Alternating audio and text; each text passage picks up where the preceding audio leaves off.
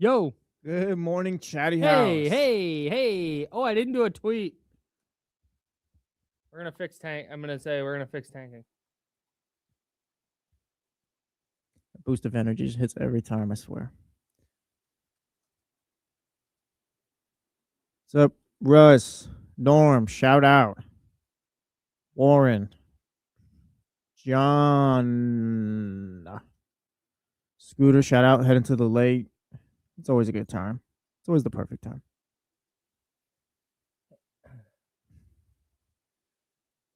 Yes, sir. Yes, sir. Yes, sir.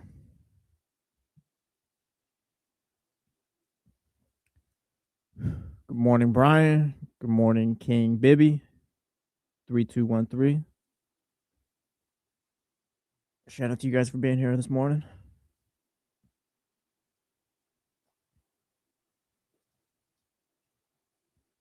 What's up, Jalen? Happy Friday.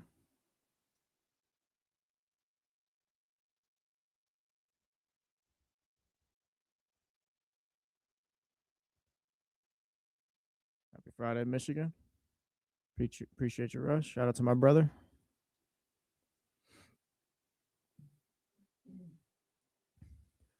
Good morning, Tyler Jennings.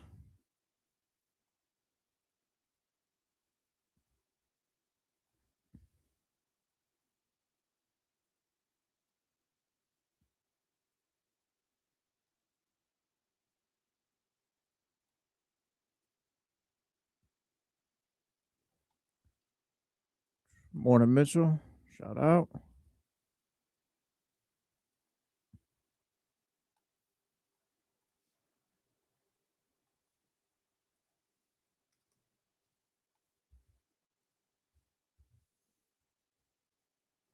All right, here we go. Oh, what a silly guy.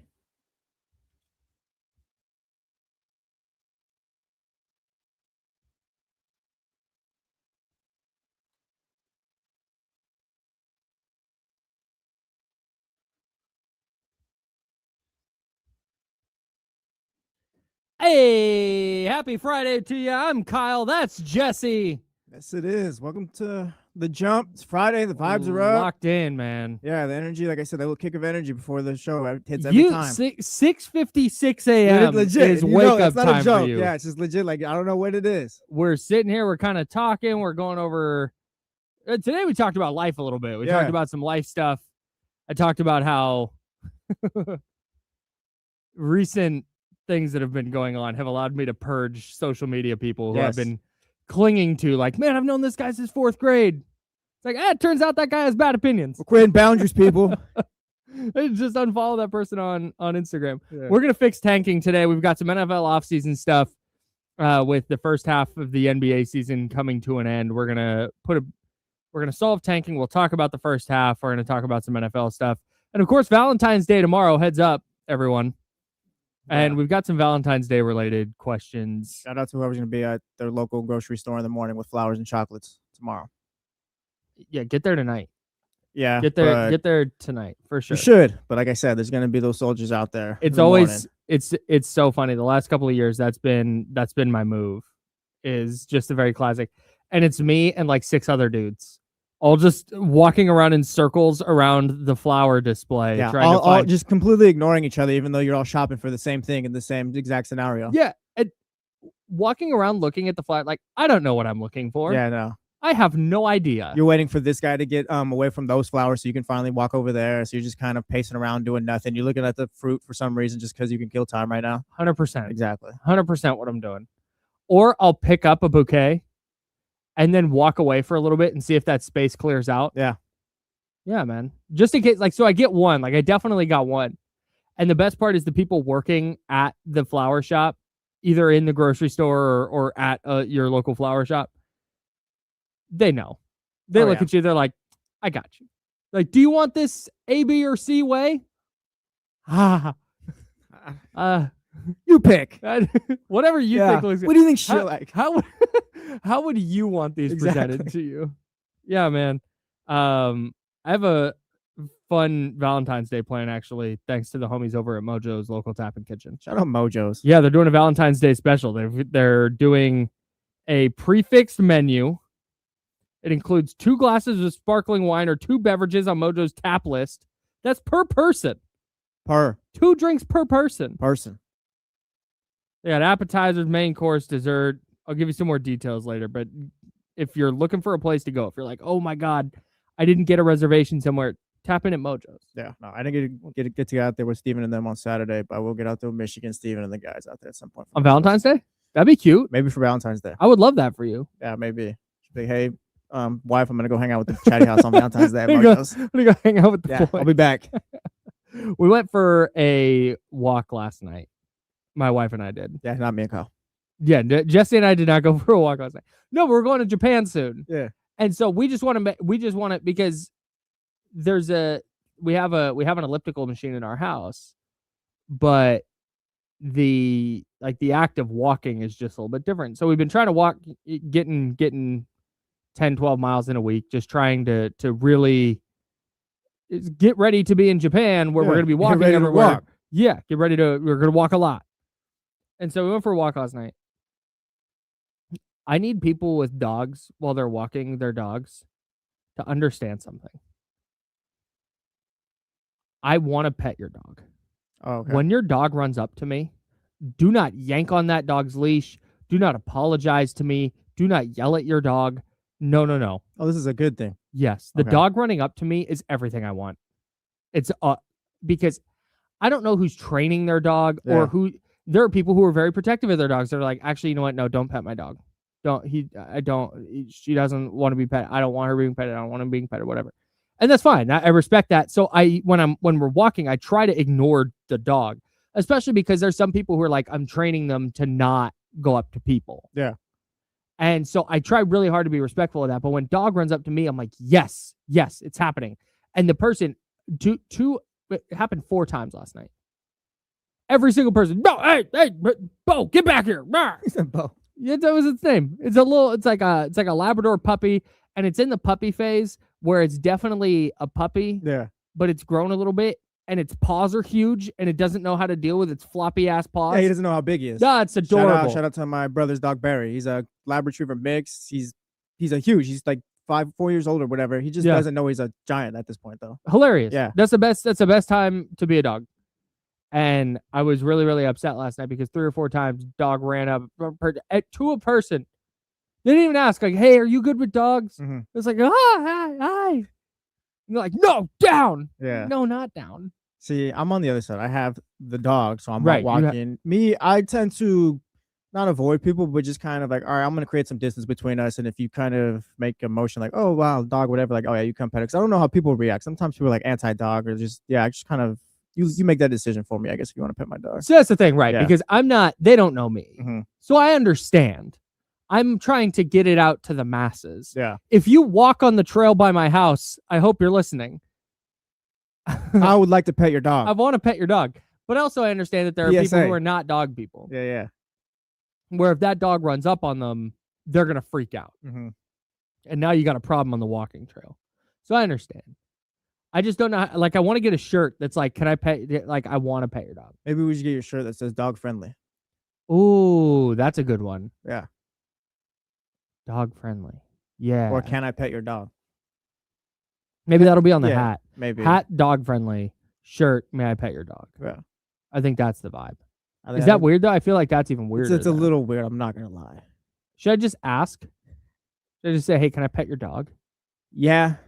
Yeah, Okay. Go ahead and do that. It's part of, because people with dogs are friendly for the most part, I feel like. Yeah. There's this one lady. She walks one dog. She has 2 dogs. One is on a leash. The other one is like a hunting dog, like an English setter. See, that's the thing. If you got a German Shepherd, I'm gonna leave you alone because, like, I'm just gonna assume, like, yeah, you're training him to that's hunt, a police and dog. like, yeah, you're training him to guard your house. I'm gonna let you be. Same like the Cane Corso type dogs. People don't even walk those dogs. They just live at their house, I feel like, and it's just ready to attack. Like, if you got that's a big dog, roommate. yeah, I'm gonna leave you alone. If you got a retriever, a little dog wagging his tail, just kind of like, oh, I'm ready to just see the world. Like, yeah. Come over here, I'll pet your dog. But yeah, the other dogs, no, you got it, pal. Dude, this English setter thing, I think it's an English setter. I don't know dog breeds like that. Off leash sprints because we live on a creek. Mm-hmm. And so there's a walking path on either side of the creek. The one side is private, the other side is not. And this thing just sprints by. Don't know where it's going. then comes back the other way, sprinting back the other way. Yeah. And she never bothers anybody, never stops to sniff anything. The second that the lady calls the dog's name, dog runs back to lady and is walking by her side. Crazy. Unbelievable. Dogs are amazing. They are. Shout out to dogs. Shout out to dogs. Shout out to Johnny G. Says, I had a Doberman boxer that looks intimidating, but is the sweetest dog known to man. Yeah. I mean, yeah, don't let movie dogs, don't let the fact that dogs are henchmen in cartoons sometimes. Dogs are sweet for the most part. Affect your opinion of dog. Yes. If you had a bad experience with a pup, I'm sorry.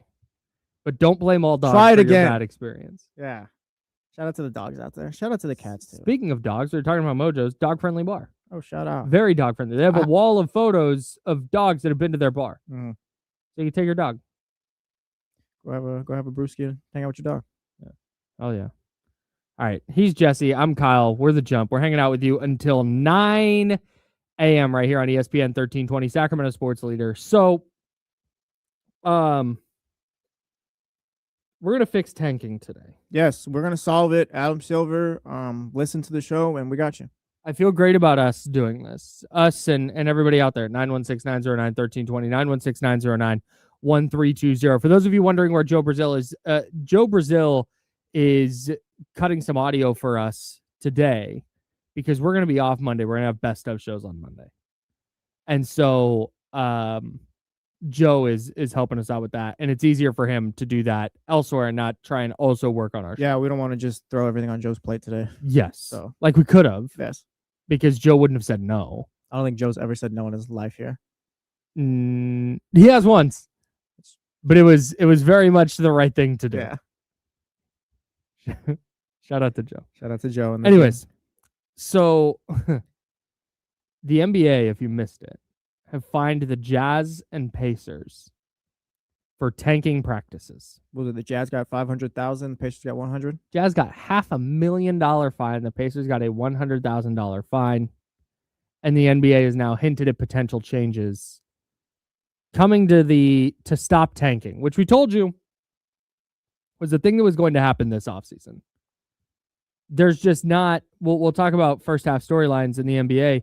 I don't think there's a bigger one than the number of teams so shamelessly tanking. No, we tried coming up with them before the show, and it's just kind of like, no, it's tanking right now. That's the story. Every day that passes on social media and you're scrolling, it's about tanking. Yeah, that's at the forefront. I mean, there's always going to be the side stories and things like that, but right now the biggest thing going on in the NBA is the tanking issue.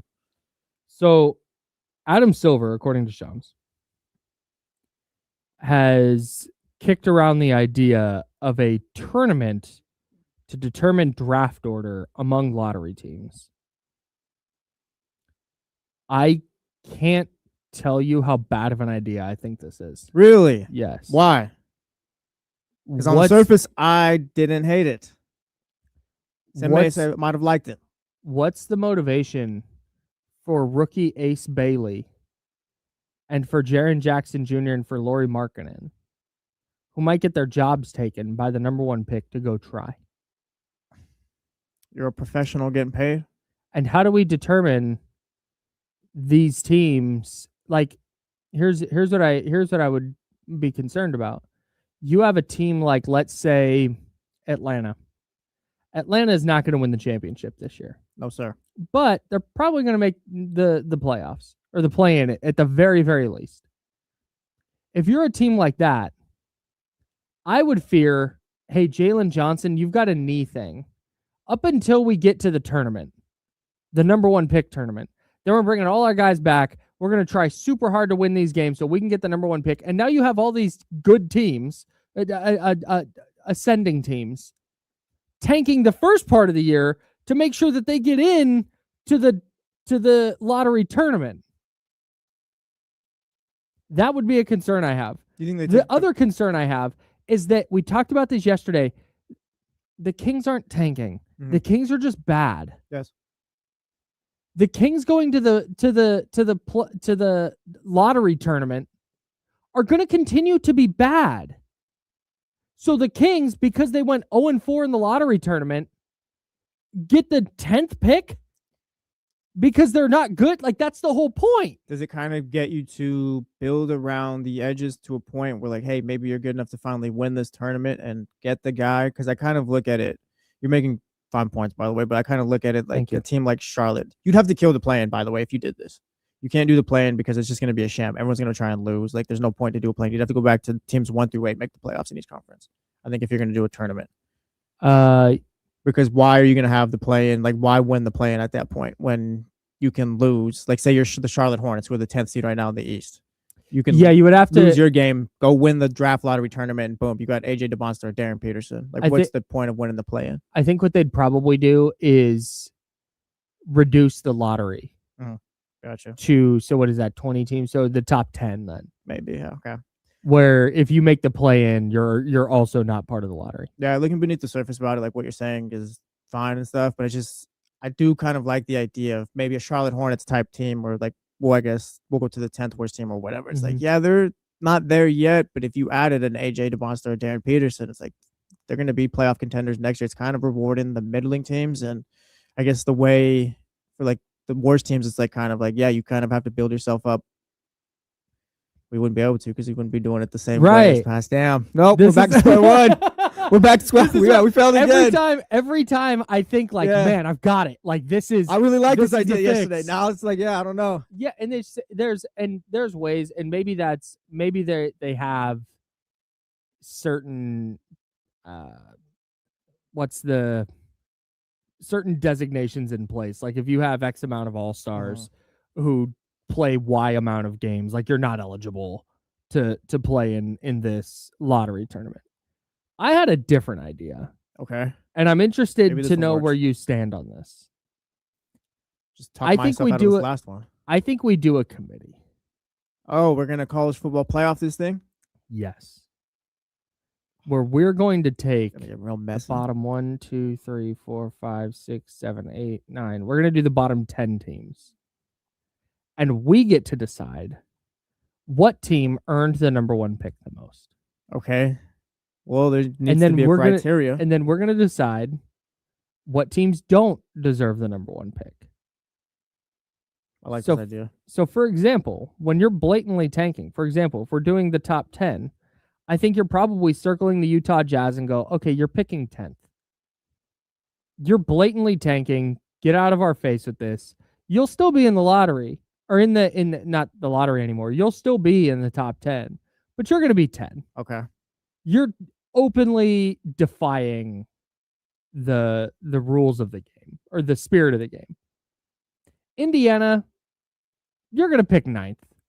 You didn't actually try without Tyrese Halliburton. And everybody knows when Tyrese Halliburton comes back, like, you're probably going to be fine. The fact you're picking in the top 10 is still good for you. You get to pick 9th. This is a little unfair, but keep going. So you get the idea. Yeah.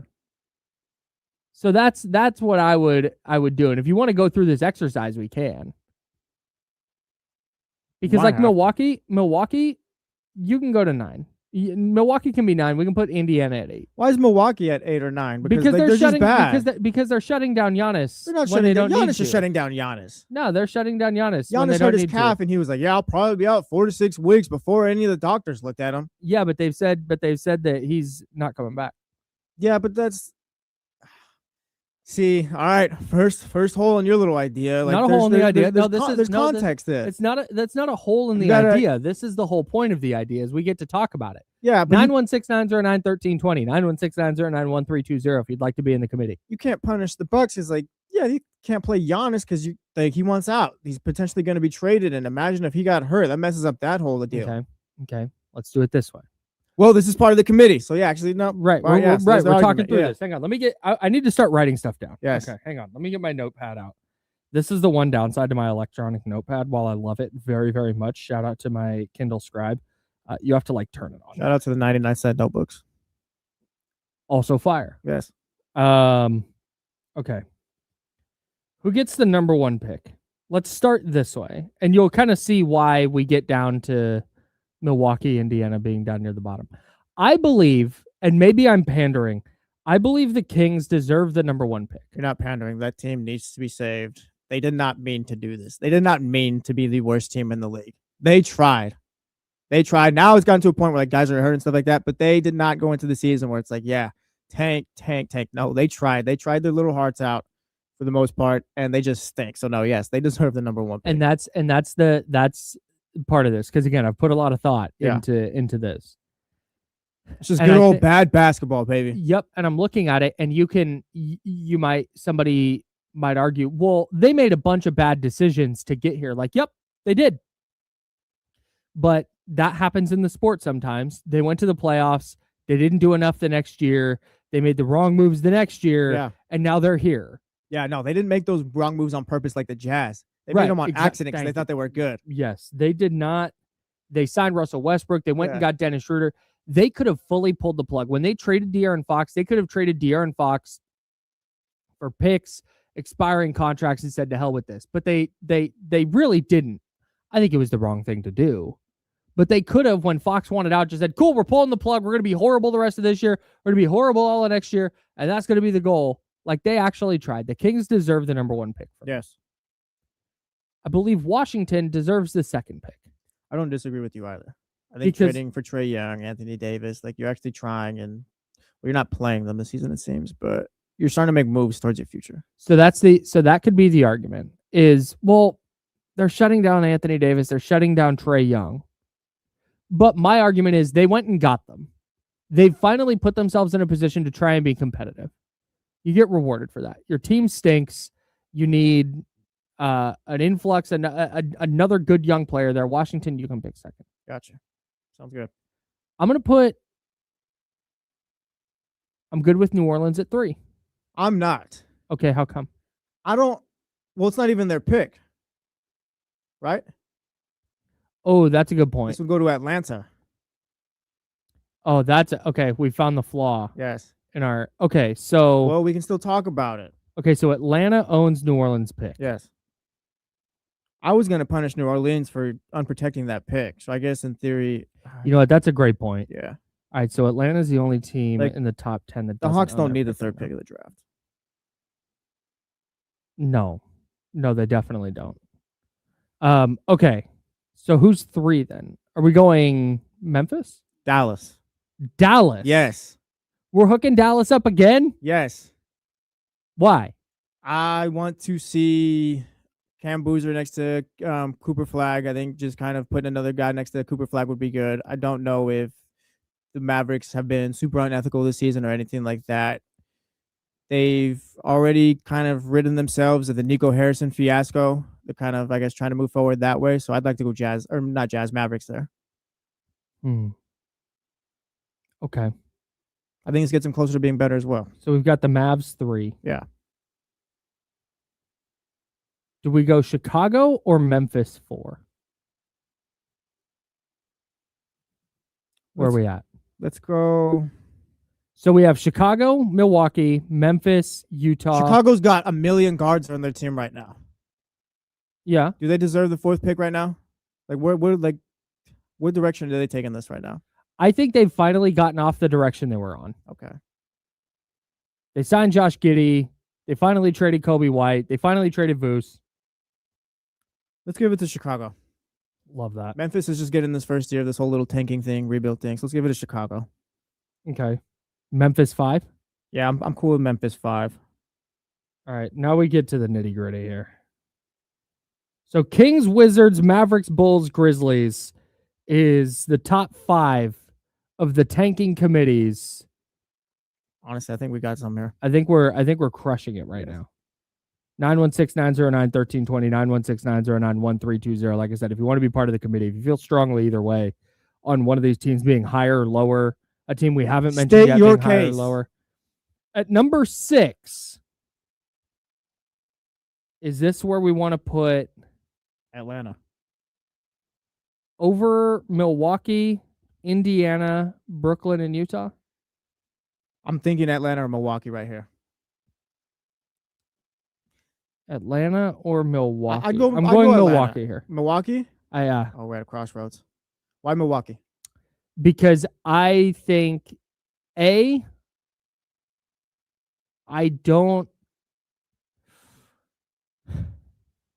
think they're in a worse place than the Hawks. I think Milwaukee could use the pick more than the Hawks could. And if I can keep Giannis in Milwaukee, is that even going to keep him in Milwaukee though? maybe. Like it's not the top. It's It not gives a top you 4 pick. it gives you a shot. Pick. It gives you a shot in a deep draft. What's the case for Atlanta? I'm ready to see them like just kind of take that next step, and I think that'll help. You got Jalen Johnson there. Let's give him a top 6 pick and kind of push this thing forward for the Hawks. That's why I liked the lottery idea so much yesterday until we blew it up again this morning. Mm-hmm. The proposed tournament one was just the fact that's like, yeah, let's get the Hornets or a team like that, just the next guy, and just get them over the hump. I think that'll add more good teams, and it'll kind of push the worst teams, I guess, to try to make moves, like I said, around the edges to try to get yourself to that point where it's like, all right, I'm ready for the top pick in this lottery. I want to go back to the New Orleans of it all. Do we have to not as the official lottery top 10 committee? Because it's not lottery anymore. It's just the top 10. Yes. As the official NBA draft top 10 committee. Top 10 selection committee. Can we not take trades into account? Because wouldn't that deter teams from trading? Well, yeah, I guess it's just because if I'm taking Sacramento's 2026 pick and I'm like, wait, I'm not. I'm gonna be 10th because my team is too good. Well, that just benefits a team like the Pelicans who should be in the top 10. Like the Pelicans should not be out of this draft lottery because Joe Dumars decided to make an insane decision. It's like, no, yeah, you belong here, so that's actually a good thing, I guess. Maybe it helps it out. I think the Bucks are in a worse place than the Hawks. Yeah, because I'll go Bucks too. We can go Bucks 6 because even if you do want to trade Giannis, you can pair the 6th pick with whatever you're adding from that Giannis trade, and you're not so far down. 7. Do you want to do Atlanta 7? Do we need to throw something to the Brooklyn Nets or the Indiana Pacers? All right, let's talk about it. I love Jordy Fernandez. Yes. I want Jordy Fernandez to cook. But I've also watched Brooklyn 2 years in a row be like, hey, we're too good. We're winning too many games. We need to actively stop winning games. And that goes against the spirit of what this is. But Jordy's like, you guys, like, it's just what the front office is telling me to do. Why are we going to punish Jordy, Kyle? We're not punishing Jordy. We're punishing the Nets as an organization. But also, they made a bunch of picks last year. I'm not sure which one of those, if any of those is going to work out. If we're going to go with a team, then I go Pacers right here.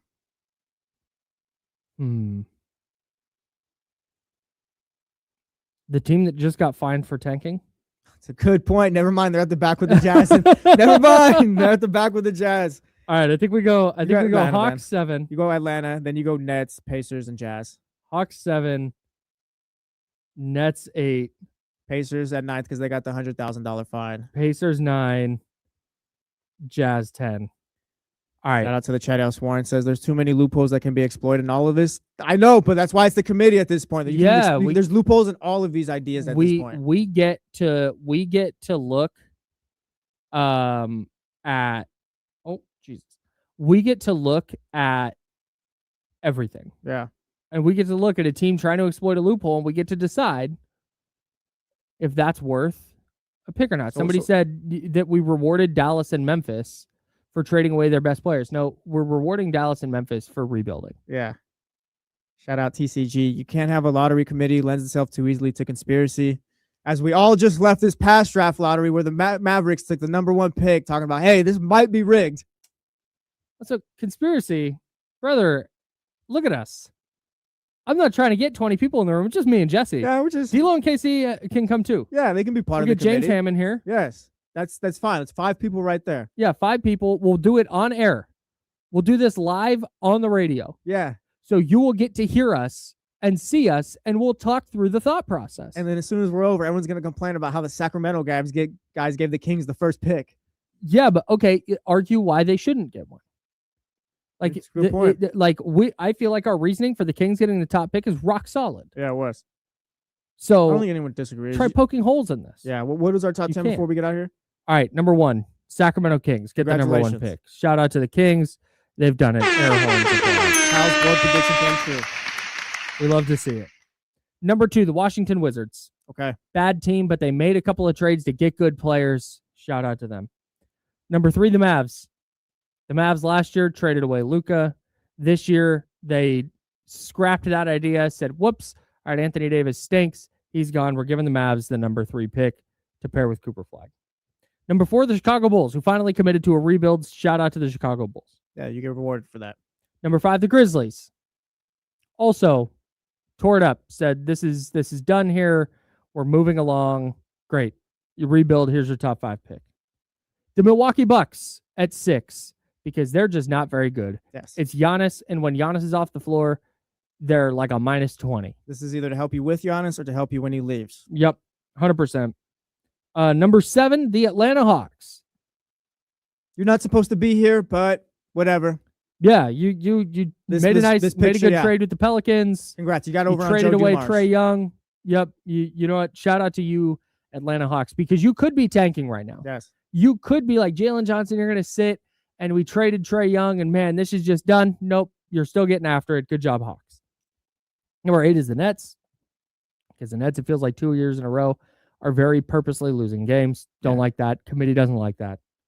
Number 9, the Pacers. Just caught a $100,000 fine. Tanking so hard, they caught a fine. And the Jazz, who have been tanking for a decade. You're lucky you're even in here, pal. Dude. Yeah, you're lucky you're even here. We looked hard. Now, the committee does have lines, because Atlanta is the next team at 11th in the regular league order. You're lucky we didn't call Atlanta and give them a second pick. Yeah, no, you're lucky to be here. Pick yourselves up. All right, that's Jesse. I'm Kyle. We're the Jump. About that. Valentine's Day this weekend. We want to know, what player, moment, team made you fall in love with sports? 916-909-1320, 916-909-1320. If you want to join the program, it's a Jump on ESPN 1320 Sacramento Sports Today. What's up, Chatty House? What? No, I'm saying hello to Chatty House. That was flawless.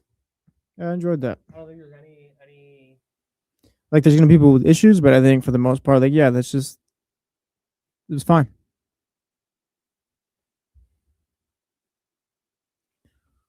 Morning, Terrence.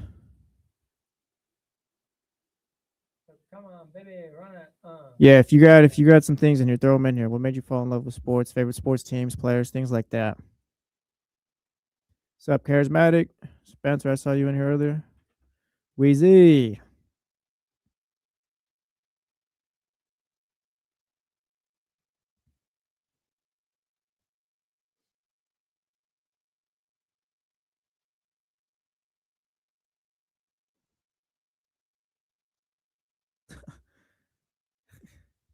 I guess keeps it G.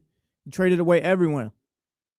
Breslow and those guys, at this point, it's kind of clear John Henry's not going to spend money like they used to. So I'm not sure how much power Breslow really has, but that's so annoying, because the Red Sox could just be the Dodgers. Yeah, but it's clear that's not going to be the case anymore. That's not going to happen. So I'm not like put so much blame on the GM, but also it's like, I don't know. They got the best rotation in baseball, so we'll see how it goes. Putting a lot of faith in Roman Anthony and the young guys to get some power out there. So we'll see. But yeah, Devers trade, big loss. Happy Friday. Happy Friday.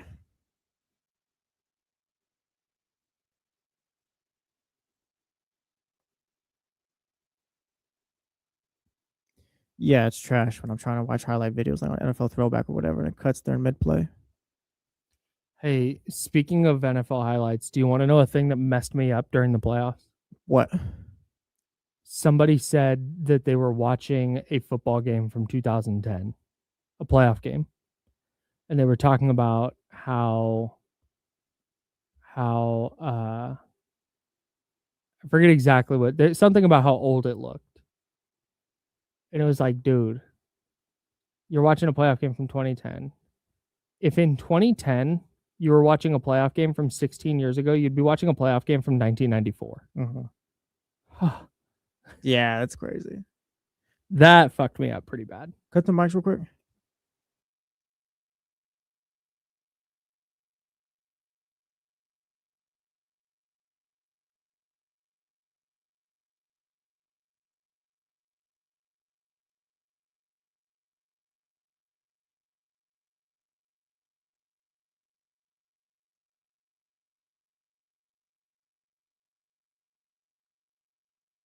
We're back.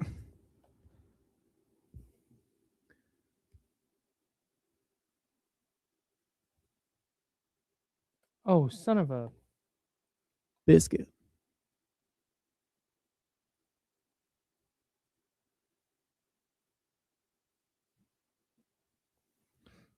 Right.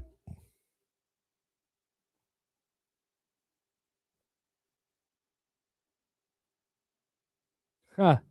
No, that's not the person was watching like an Eagles Packers game.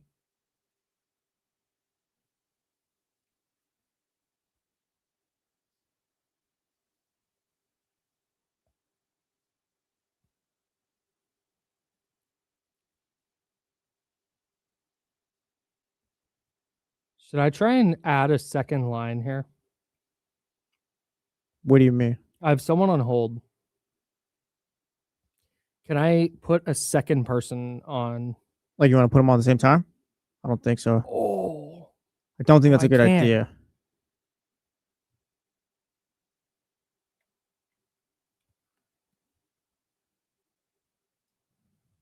Welcome back to The Jump with Kyle Madsen and Jesse Tapia.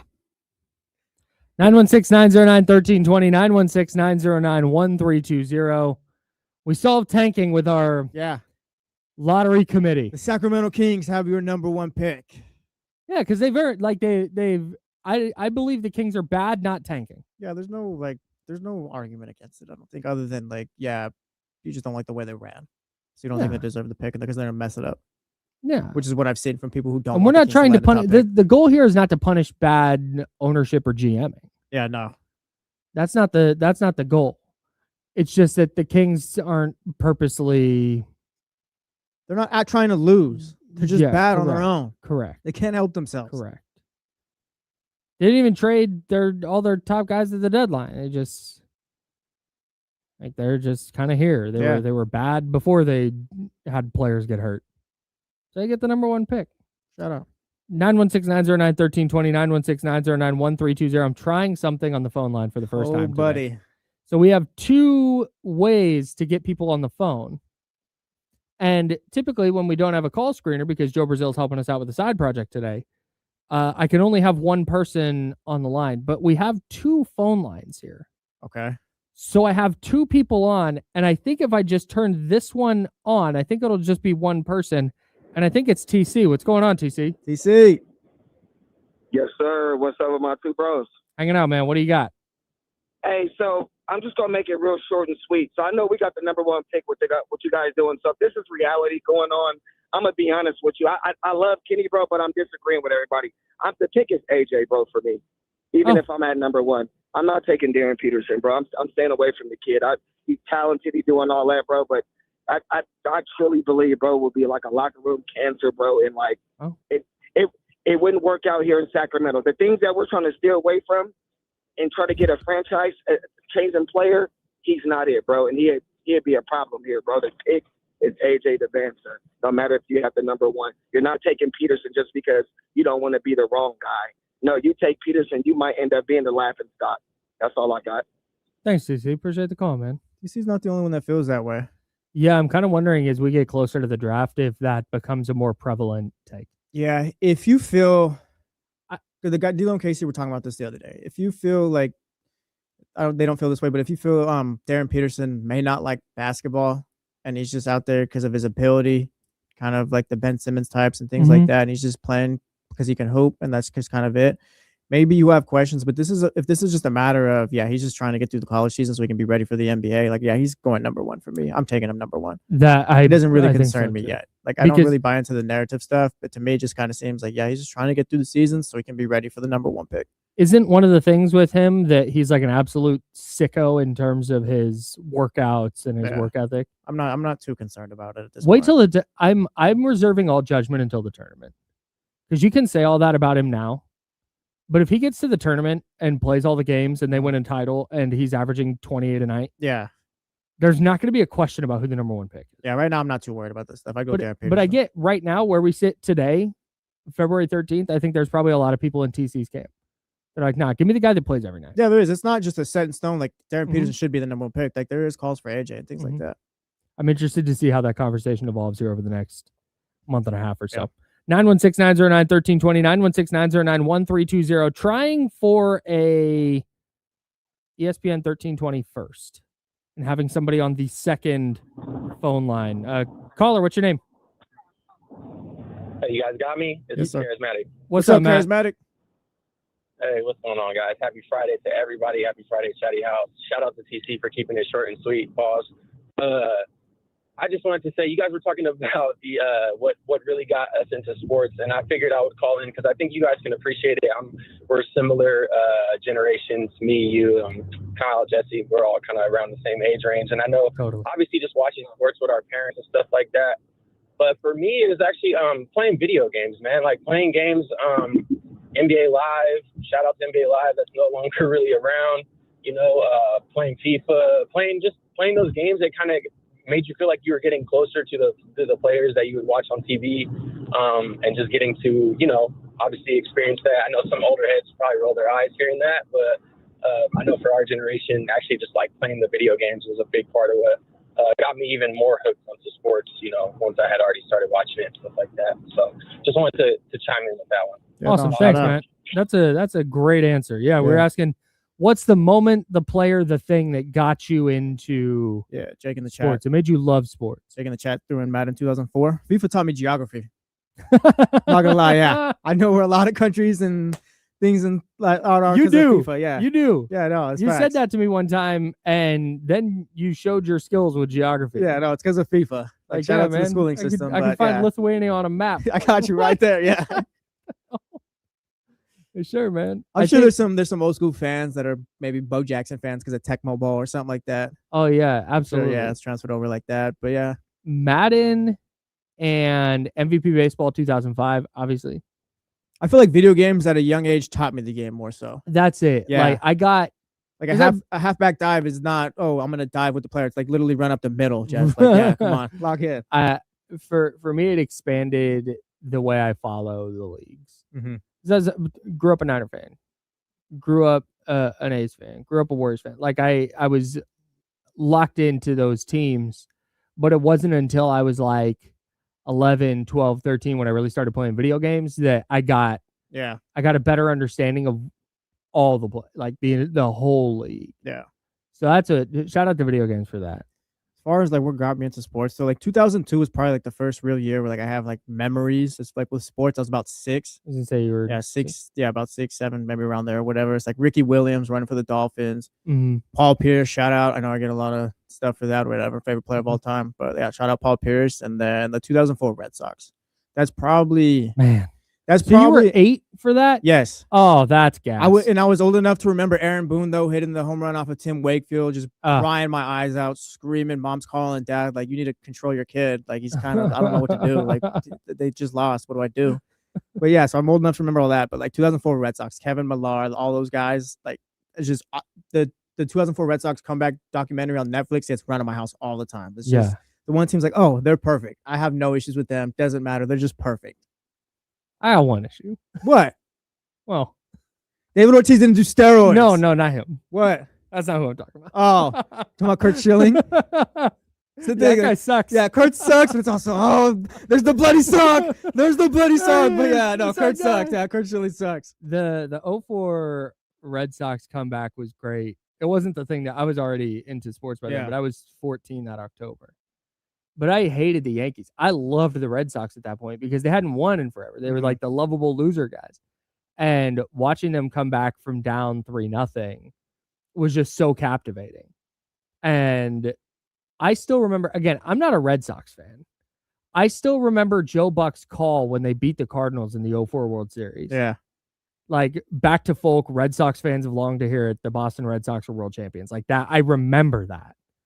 And I think that's where when you talk about like moments that made you, that's a thing that I've always, again, the A's big 3, Mulder, Hudson, and Zito, the 20-game win streak, I loved the A's well before 2004, right? I loved the 49ers.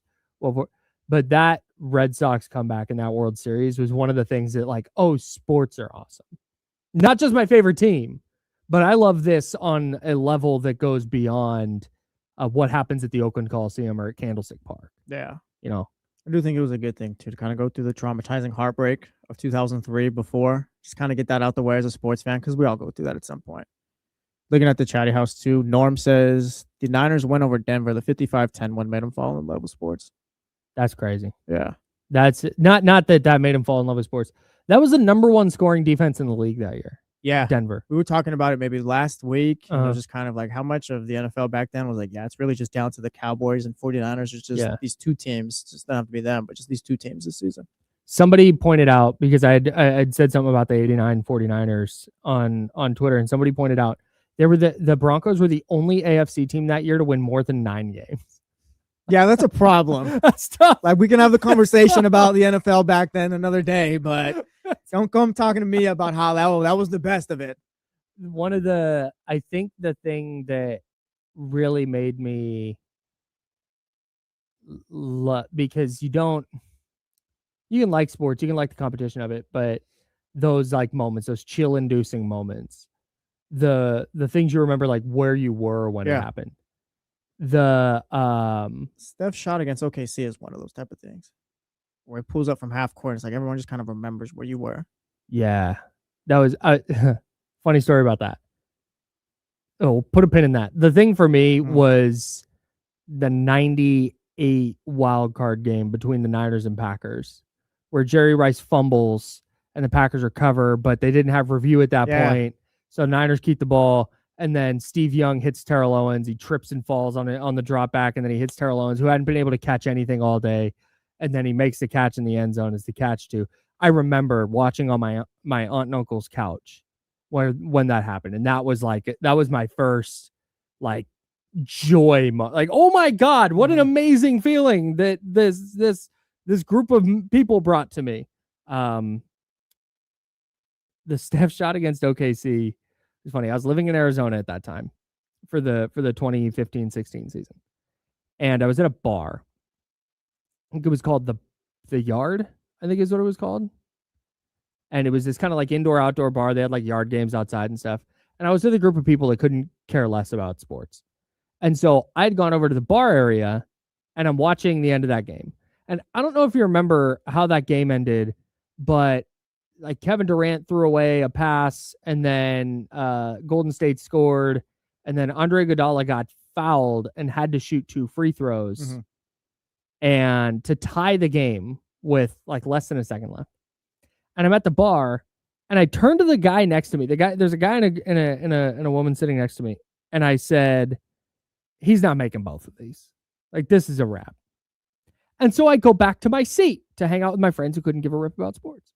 Because Andre Iguodala was not a good free throw shooter. I was like, there's no chance he's hitting both of these. Well, sure enough, Andre Iguodala hit them both. So I get back to my seat, and I'm sitting there, and I look up, and I'm like, oh my God, the game's still going. Like, this is wild. So now now I can't get up and go back to the bar, right? No. That's super rude. Yeah. And I'm with a friend, and I'm with her group of friends. So I don't want to be rude guy. Like, I'm leaving to go watch the game. Sorry, everybody. So I'm sitting there, and I can still see a TV. There's a TV in the corner. And so I'm watching it very intently, trying to like participate in conversations and all that. I didn't realize that anybody else was even paying attention to this basketball game. But when Steph pulled up from a step in front of half court, didn't even have to at that point. There was still some time on the clock, I'm pretty sure too. Like, he could have got a little closer if he wanted, I believe. Yeah, definitely. Yeah. But it was it not Thabo Sefolosha, Andre Roberson maybe? Might have been Roberson, who stopped like 6 feet atop the 3-point line, like he defending the three, and Steph just kind of pulled up on him and hit it. I just stood up out of the. I was at the edge of a booth. I just stood up like just out of, and the entire place reacted. Turns out everybody was watching that game. Yeah, everyone was locked in. Everybody was dialed. It wasn't just me. So that was, I thought that game was over, and then we got an iconic Steph shot. And I didn't even hear the Mike Breen call until later. Yeah. The first ever double bang. Oh, yeah, no, it was insane. Keeps it G. I think he's referring back to the 49ers-Packers game. So that's my game too. Kyle, who's there. Unreal reactions by everyone. Maybe he's talking OKC with Steph. No, I think he's talking about Gregory in the chat says Jordan crying after the Bulls won their first championship. It was crazy seeing him cry and show emotion. Said it made him really see athletes as humans and not robots. That's a good one. Yeah. Especially somebody like Jordan who was just wired that way. Mhm. Like his whole brand was being a maniacal competitor. Yeah, that's a really, really good It was one. like Tim Wakefield too, RIP, but like they talk about after he gave up that home run to Aaron Boone, just kind of like that kind of tore at him or whatever. And it's like for him to get redemption the next year for the Red Sox. Yeah. Yeah, he was really, really good for them in that stretch too. 916-909-1320, 916-909-1320. If you'd like to tap in, let's get to our guy Mitch out in New Jersey. Mitch, what's going on? What's up, Mitch? Good morning, guys. How we doing? Always doing good. How you doing? Good. Jesse, that's one of the best uniforms in Miami. You know, I was just thinking, you weren't even born when Dan Marino threw his last pass. Yeah, I was. Okay. I was born in '96, Mitch. And you were alive for Seinfeld the last 2 seasons, 3 seasons. Yes, I was alive for Seinfeld. I haven't gotten to Seinfeld yet, but I was alive for Seinfeld. Yeah, that's true. Okay. 2 things I remember: Kirk Gibson's home run. All right, bye, Mitch. And of course, Thanks. Oh, hold on. No, Mitch, what else, Mitch? Yeah. Go ahead, Mitch. Go ahead. and the last one was I was coming from going back home from work in Manhattan to Staten Island. Take the train to the ferry to the bus. When I got off that bus, I was wondering where's the game. I didn't realize there was the earthquake. I was listening to it on the radio when I got in my car. So you didn't have TVs and cars back then. Sure. I don't think so. Yeah. Well, you guys have a nice weekend. You Thanks, too, Mitch. Appreciate the call, man. That's a interesting perspective. I never like Mitch kind of just driving on in New York or whatever, and like what happened to the game. It's like, yeah, there's an earthquake going on. Yeah, right now. you didn't have any ability to go find out what the hell happened at that point. If you're driving, you can go to Twitter. It's like, oh yeah, there's an earthquake. It's like, oh, let me check the news later on. It's like, oh, there was an earthquake. Yeah, you get to the TV whenever you're getting home finally. The funny thing about the Kirk Gibson home run against the A's. Oh, you don't have anything about Seinfeld? No, Seinfeld's fine. I'm a 35-year-old white guy. I like Seinfeld. What do you want from me? No, it's just the fact that oh yeah, you were live for Dan Marino. Oh, you were live for Seinfeld too. Shut up, bitch. I enjoy that show. The Kirk Gibson home run in '88. I was born in 1990. My parents were not even married yet in 1988. When were they? No, were they? Did they get married in '89? Oh no, I'm a bad person. I think doesn't matter. Anyways, it's for them to remember, not more so for you. 88. I was not born yet. Mm-hmm. I was born in August of 90. So October of 88, I was not. I was an afterthought at that point. And I still, if that highlight came on, if we had the TV on right now and that game came on, I would turn it off. Makes sense, I guess. I don't know. I wasn't even alive. Why do I care what happened to the A's in 1988? You just love your team so much. I don't. And I get it's an iconic. Well, it's like I don't run moment. back the Buckner highlight all the time. That's kind of like, oh yeah, I don't want to watch that back for the Red Sox. And I was born like 10, 12 years after that. Yeah, I guess that's true. Yeah, so I guess we all have that type of thing. It is Friday the 13th, so we can run down the scariest moments of our sports lives. Oh God. 2011. Yeah, go ahead. January 2012, Niners Giants at Candlestick. Actually saw Kyle Williams fumbles. I saw him talking about this the other day. Punts. Yeah. The worst part for me is I'm trying to get past this because I'm an adult. Yeah. Who understands how the world works. But at that point in my life, I was so superstitious. I wouldn't say anything good. The 49ers were awesome that year. And every game I was like, they're going to lose by 20. Like I would never acknowledge, they'll probably win this week. Never. And we're at Candlestick. The energy's crazy. It's a rainy ass, like Candlestick dreary day. Mm-hmm. And I said to my mom, as the Niners are going through warmups, because we love to get there and watch all the on-field stuff before. As the Niners are going through warmups and they're doing the thing where receiver or pass catchers just run go routes and quarterbacks are lobbing it up to them, getting them warmed up. And Kyle Williams was running toward us into the end zone where we sat, and he makes the catch and shot. And I go, Kyle Williams is going to make a big play today. I just said that. Yeah. The guy who never said anything positive about the 49ers was like, Kyle Williams is going to make a big play today. I ventured out into the world of like saying something nice. Dude fumbles twice on punts. Yeah, including in overtime to lose the game. Not a good time. TCG says the Gibson home run that devastated young him. Eck was his hero at the time. Same with what did I just see? So soul-crushing live. Still remembers his dad saying they should bring in a lefty reliever. I think probably Walnuts is talking about the 49ers loss that you're talking about right now. That was awful. Yeah. Because that was the first time the 49ers were good. Like they went to the playoffs. Yeah, the Niners were a joke for like the middle of the 2000s after like just from I guess the last part of Jeff Garcia when he left from then till like that Super Bowl year. They were kind of just bad all the time. Yeah. And then they were finally good. Yeah. And they beat the Saints. They have that epic win against the Saints at home. They got the Giants. They got this awesome defense. And they're getting the ball back in overtime. Cole says that year was super tough, but doesn't beat not handing the ball off to Frank Gore at the 5-yard line in the Super Bowl.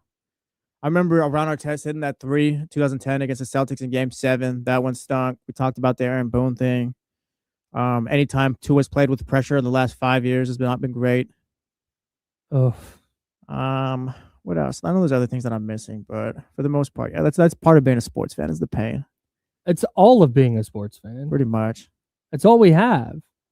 Oh, LeBron Game 6, I think it was 2012, Miami Heat, where he goes for like 45, 15, and whatever that was. That was kind of the moment where it's like, oh, I'm powerless. Like, why am I going to hate him? It's just devastating. Like, there's nothing my team can do, and he's just dominant. Was that the good try, good effort year?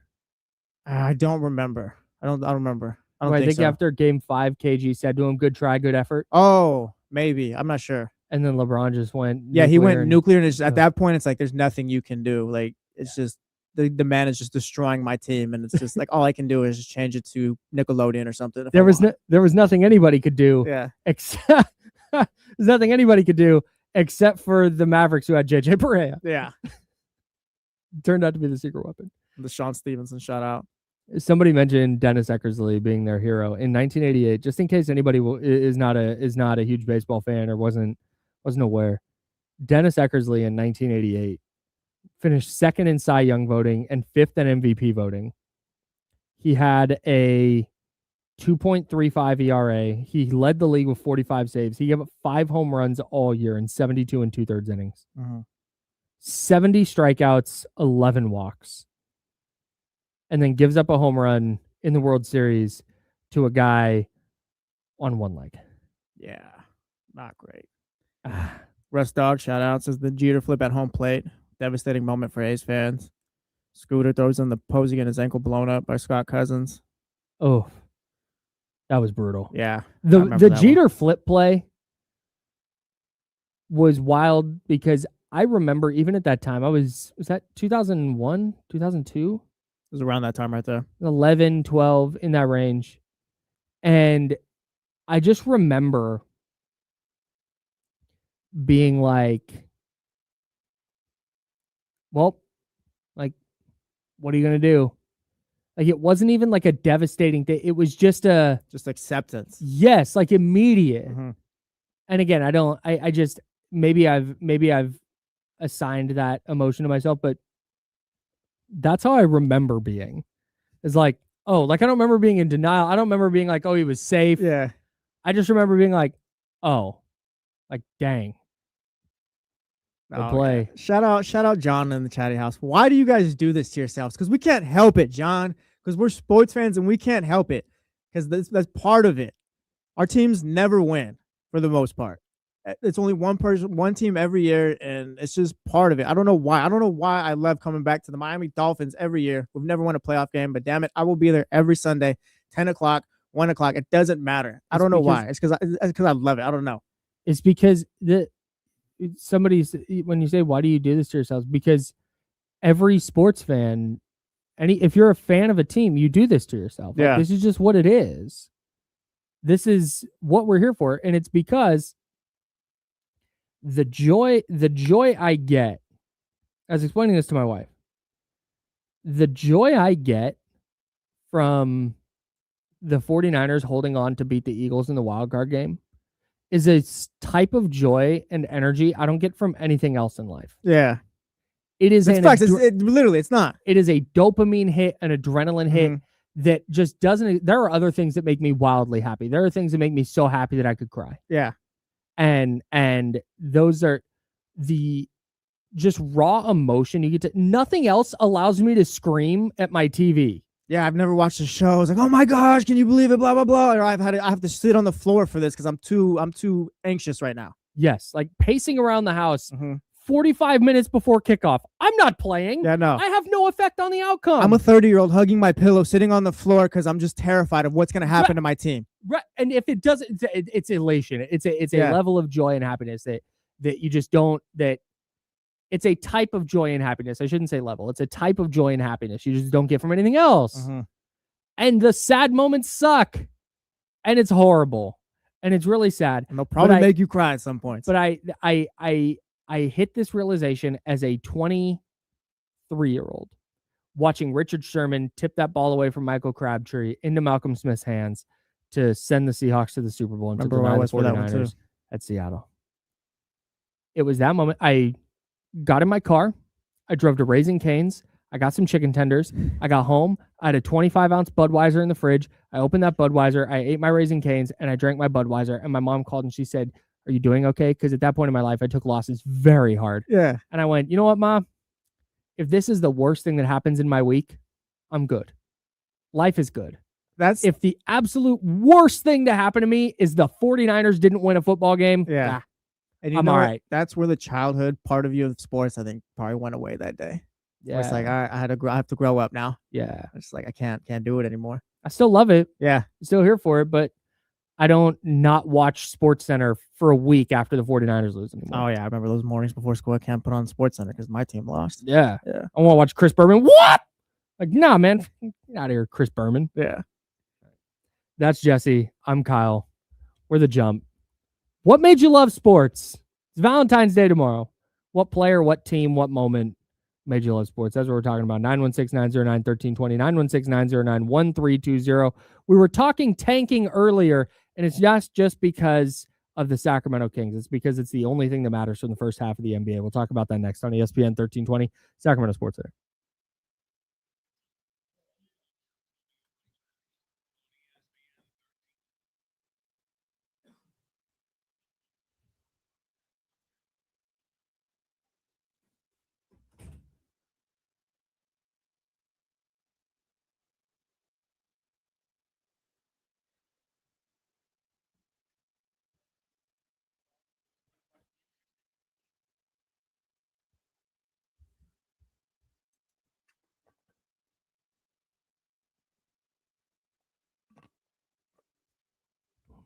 I think I've told this before, but I'm going to do a Orange is the New Black spoiler here.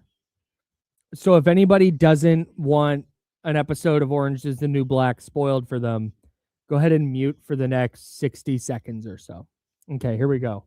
Orange is the New Black spoiler in 5, 4, 3, 2, 1. Okay, so 2016 NBA Finals. I'm living in Arizona, and not a huge surprise. Everybody in Arizona is rooting against Golden State that year.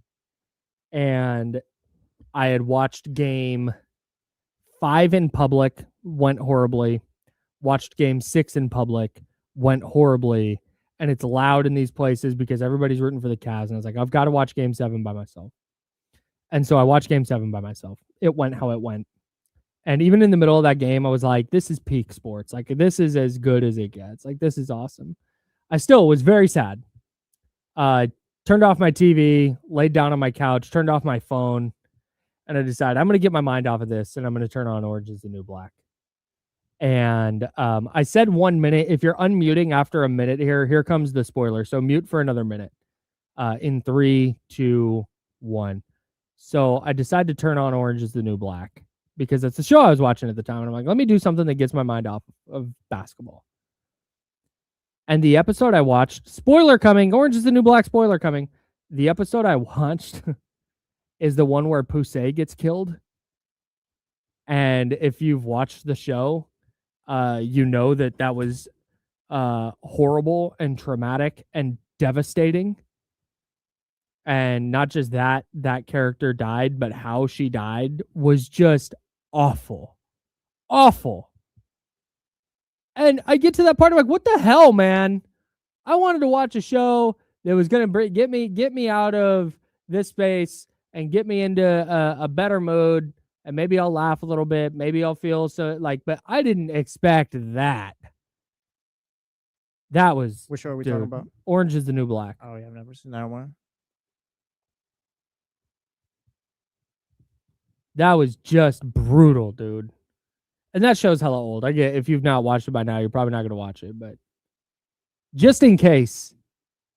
Oh, God. And especially, no.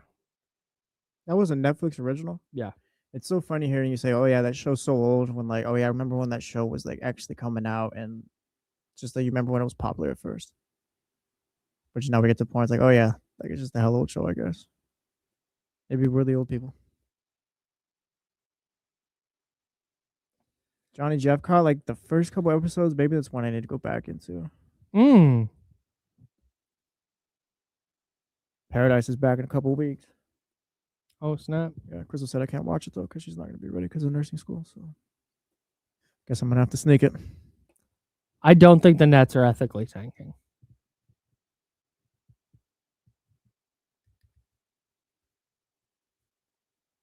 Washington did tank for the last 3 years too, but they're being ethical in the year the committee was created. Yep. That's all I can do with that. Yep.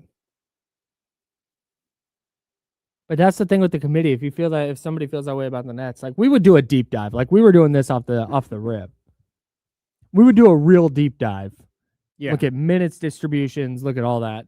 All right, here we go.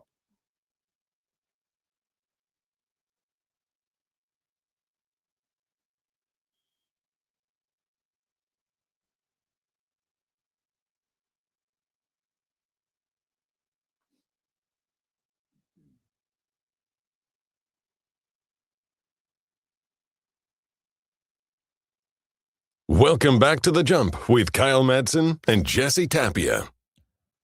I'm Kyle. That's Jesse over there. Yes, it is. Friday. We're having a good time. Going over best sports memories, worst sports memories, why we love being sports fans, why we hate it, fix the lottery. It's been a productive day. Somebody's really mad that we put the Wizards second. Yeah. Shout out to our guy, Kareem. He said the Wizards benched their starters against us. No starters in the fourth. Bench playing more minutes. Come on, LOL. Kareem, call in, state your case. Okay. All right. Here, I'm gonna do this then. I don't think Domantas Sabonis is actually hurt. I don't think Zach LaVine is actually hurt. I don't think Keegan Murray is still out. I think all those guys could be playing for the Kings. If the playoffs started today and they had a better record, would they be playing? Yes. Yes. Not a question. Still sports. So what are we doing here? Yeah, the Wizards at least made a trade. Program, the Wizards made a big trade to acquire two good players. They're actually trying, so salute. We're going to try and help their rebuild. Yeah, that's all we're doing. It's the committee. The Nets have pulled the plug on. They last season were like, oh, God, we're too good. Start trading guys. Come on, man. What are we doing? But again, we were doing this off the rip. When we're the actual lottery committee, we will be diving deep on player stats, minutes distributions, player health. Yes. We'll talk to doctors. Yes. All the doctors. Yep. We would take this very seriously. I'm not just doing a bit on the radio. Shout out to the chat house. Can you imagine you get aggravated for that little thing you said right now? What was that? Oh, I don't think Sabonis is this. I don't think Sabonis is that. For the record. Yeah, go ahead. I was just playing devil's advocate. There you go. I'll cut that when you get aggregated. Yeah, please. Thank you. It's like, for the record, and then it just ends. Yeah, it's just a dot. Don't do that. Don't do that to me. I'm Kyle Madsen. That's Jesse Tapia. Joe Brazil doing a side project for us today, so he is not here, but that's fine. Shout out, Joe. We're all good with it. We talked about this a little bit yesterday, but I wanted to get into it again today. Tanking is the biggest first half NBA storyline. First pre-All-Star break storyline. Yeah, I think it is. Chatty House. If it's not, throw in your ideas. Call in. If not, too. Yeah, 916-909-1320. Yeah, what's the biggest storyline of the NBA's first half? Non-tanking storyline. Non-tanking storyline. Yeah, because I think I was really going through this today, and I feel like this hasn't been a huge storyline from a like conversation perspective, but I think injuries are a pretty significant factor in the NBA this season. They are, and it's just more the tanking thing too. But also, like, it's just if it wasn't tanking, we just kind of moved that out the way. What would be the biggest story? I know, that's what I'm trying to figure out. Is it injury stuff? No, I don't even know. No, because we do that every year. I don't think injuries are. How do I say this without sounding like a jerk? I don't think they're really the story that we talk about, because I feel like it's just the guys, they just get hurt every year. This is part of sports, I feel. Like, I don't know if there's a way, I guess, to fix that too. So it's just kind of something that the NBA's got to live with right now, I guess. Maybe you play the guys less minutes, or not less minutes, but you kind of space the games out, less back-to-backs, no back-to-backs maybe, or shortened season. But I just don't think any of that stuff is happening. So I don't think it's the injuries. Mm-hmm. We don't know if LeBron's retiring or not. So that's kind of got us. There's no way. Are you sure? There's just no way. Sure. You're sure? Not 100% sure. Okay, exactly. I have a hard time. There's been things out there. There's been crumbs out there. It's like, maybe he does. Maybe, hey, he was crying after the Cavs game. That was a little weird. It would be the ultimate troll job if LeBron, who his entire career, we have some NFL news, by the way, that I have to get to. But it would be the ultimate troll job if the guy who his entire career, everything was so manicured and so like directed toward maximizing eyeballs and maximizing his brand, if the way he retired was at the end of the season said, all right, I'm out. Yeah. That'd be perfect. I would hate that. I could be hilarious. Well, yeah, because I would prefer he get the farewell tour. Okay, yeah, same. But I think it would be really funny if this guy so his entire career was built on. Oh yeah, we were there for the decision, all that. Yeah, just decided like, all right, I'm done. Yeah. Like, wait, what? What is the NFL news? You already got my interest. Adam Schefter reported just now, quote, sources. The NFL informed all 32 teams today in a memo that it prevailed in its grievance versus the NFL Players Association and its team report cards.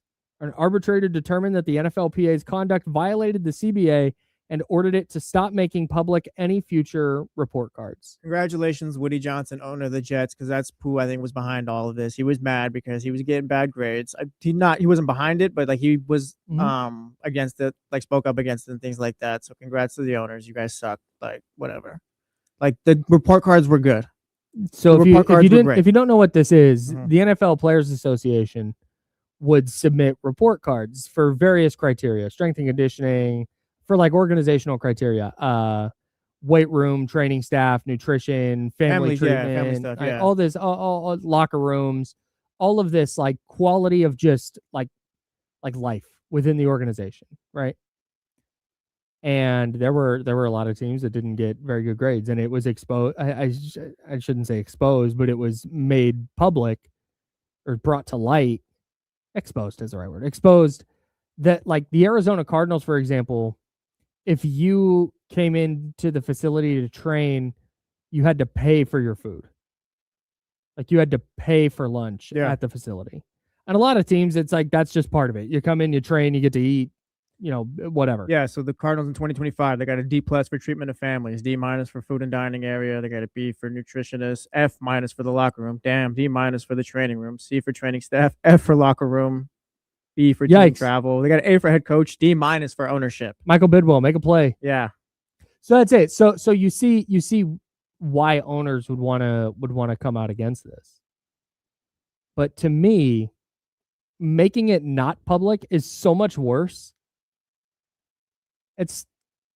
Someone's got it right here. The owners don't want to be held accountable. That's it. That's what it is. Like, we can go through the Tampa Bay Bucks. Their owner got a D+. The Pittsburgh Steelers, they got a D. New York Jets, Woody Johnson, I was talking about, got an F.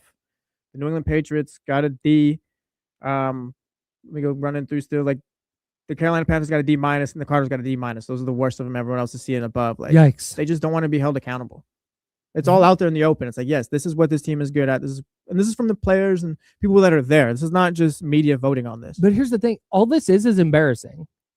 Nobody is not a Cardinals fan now because of the NFL Players Association report card. Yeah, fans don't care. It's just more so a wake-up call for the owner. Yeah, go spend some money on your workout room or whatever so they can be better. Like, it doesn't have to stay this way. Just stop being cheap. Well, and it's literally, it's to hold owners accountable, because this doesn't mean that players aren't going to tell other players, hey man, do not sign with Arizona. Yeah. Do not sign with the Jet. Like, if you've got a choice, go to Team A instead of the who is one of the other ones, the Patriots. Yeah, the Patriots or whatever. Whatever. Yeah. Like that. Patriots, That's still going to happen. Mm-hmm. The only thing that's going to change here is that NFL owners aren't going to get embarrassed once a year. There's not going to be a one-day news cycle of, wow, look at these grades. And then we all move on. We would spend, if they did the NFL Players Association grades, we would spend a segment on it. Maybe. Yeah. It's not even, like I said, it's not even for us. It's just more so for the owners to clean it up if they wanted to, but they chose to go the other route. They got embarrassed, like you said, so now it's over and done with. Yeah. And it's like nothing's going to happen to us or anything like that. But like I said, it's just owners not want to be held accountable. It's unbelievable how thin their skin is. You have billions of dollars. Your team makes money hand over fist. Yeah, you get to that point, I'm sure, through a lot of ego and just doing things certain ways, and you don't want to hear anything else after that. Your team can be actively bad all of the time, and you're still going to make a lot of money. Yep. And they're saying that you can't send out, the Players Association can't send out a report card. Like, man, players get graded.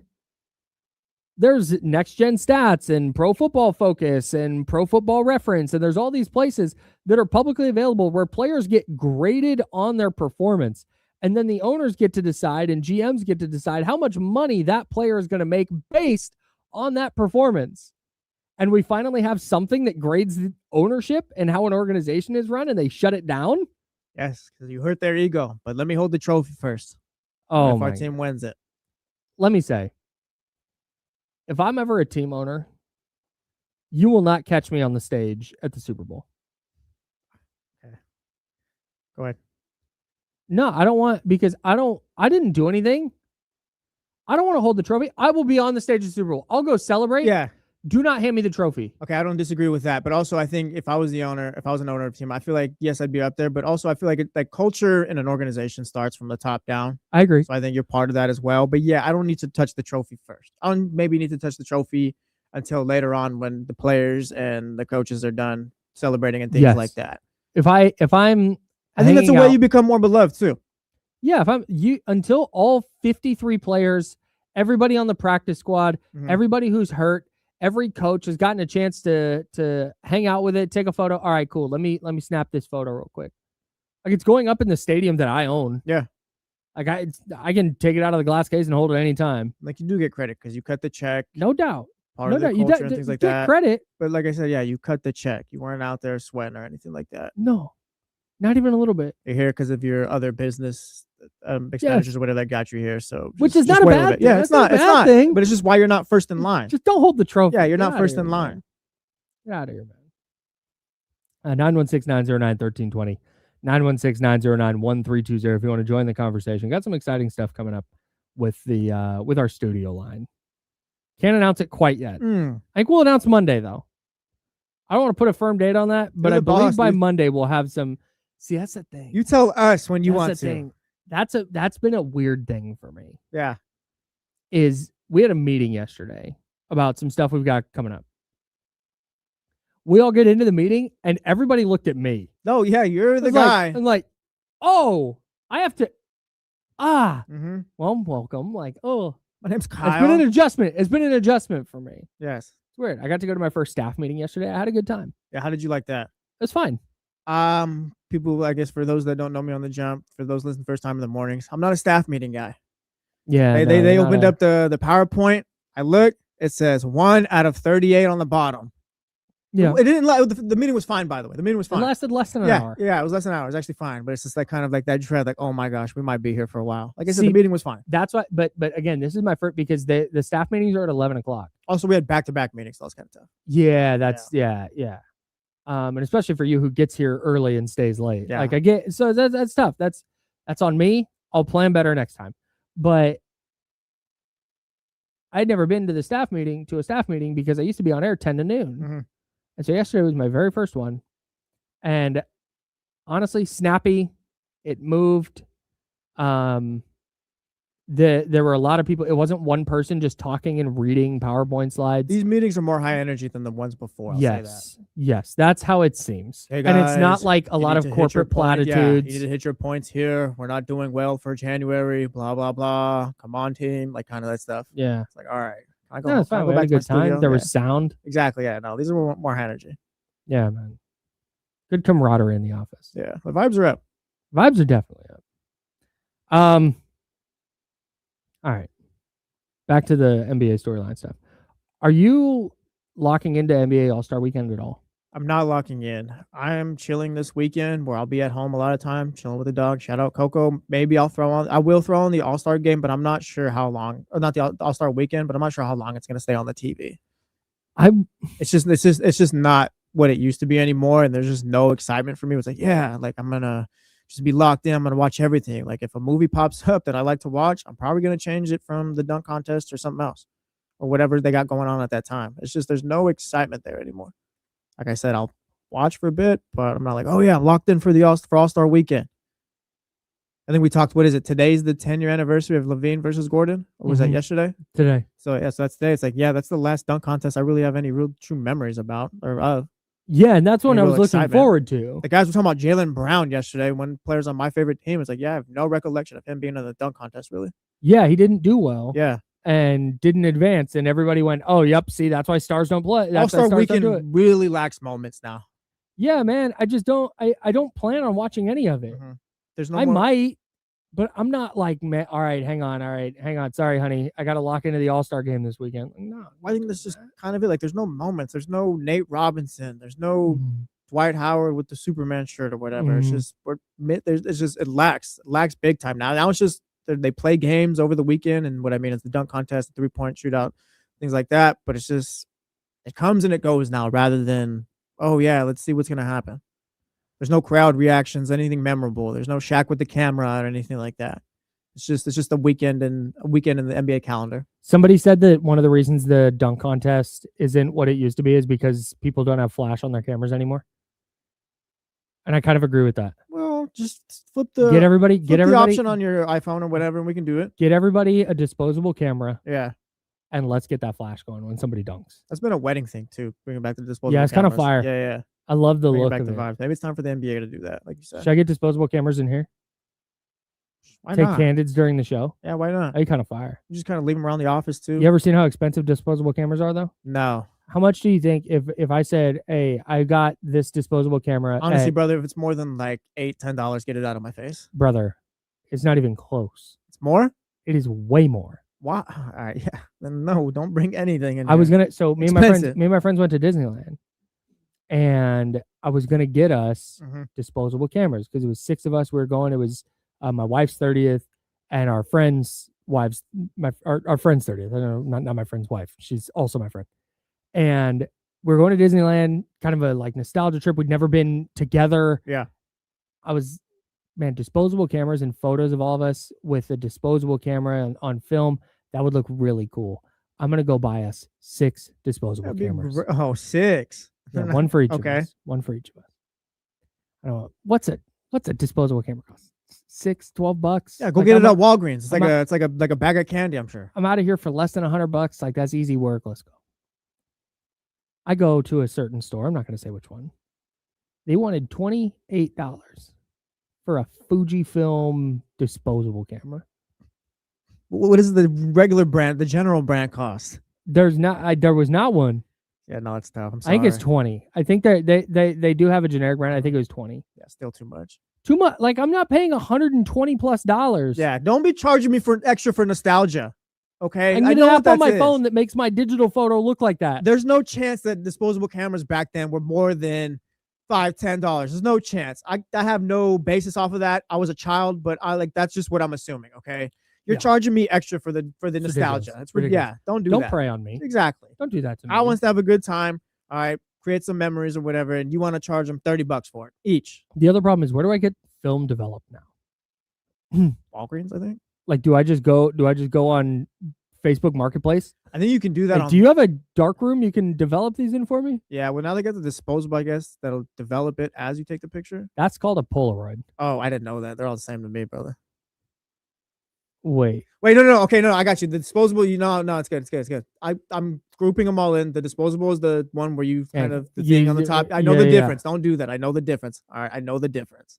We had the Polaroid at my wedding. The disposable is the one you take to Disneyland on the top or whatever, and you take it to Walgreens to get developed. Correct. There, I saved myself. I just was grouping them together. That was close. Yo, have you seen this newfangled Polaroid? No, I'm not that young. I got it. But yeah, point being, there's no way they should be that expensive. No chance. Sorry, I'm getting sidetracked. All-Star Weekend. Did you see what Kevin Durant said? Yeah, he said Luka and Jokic need to step up. They're the ones who aren't playing.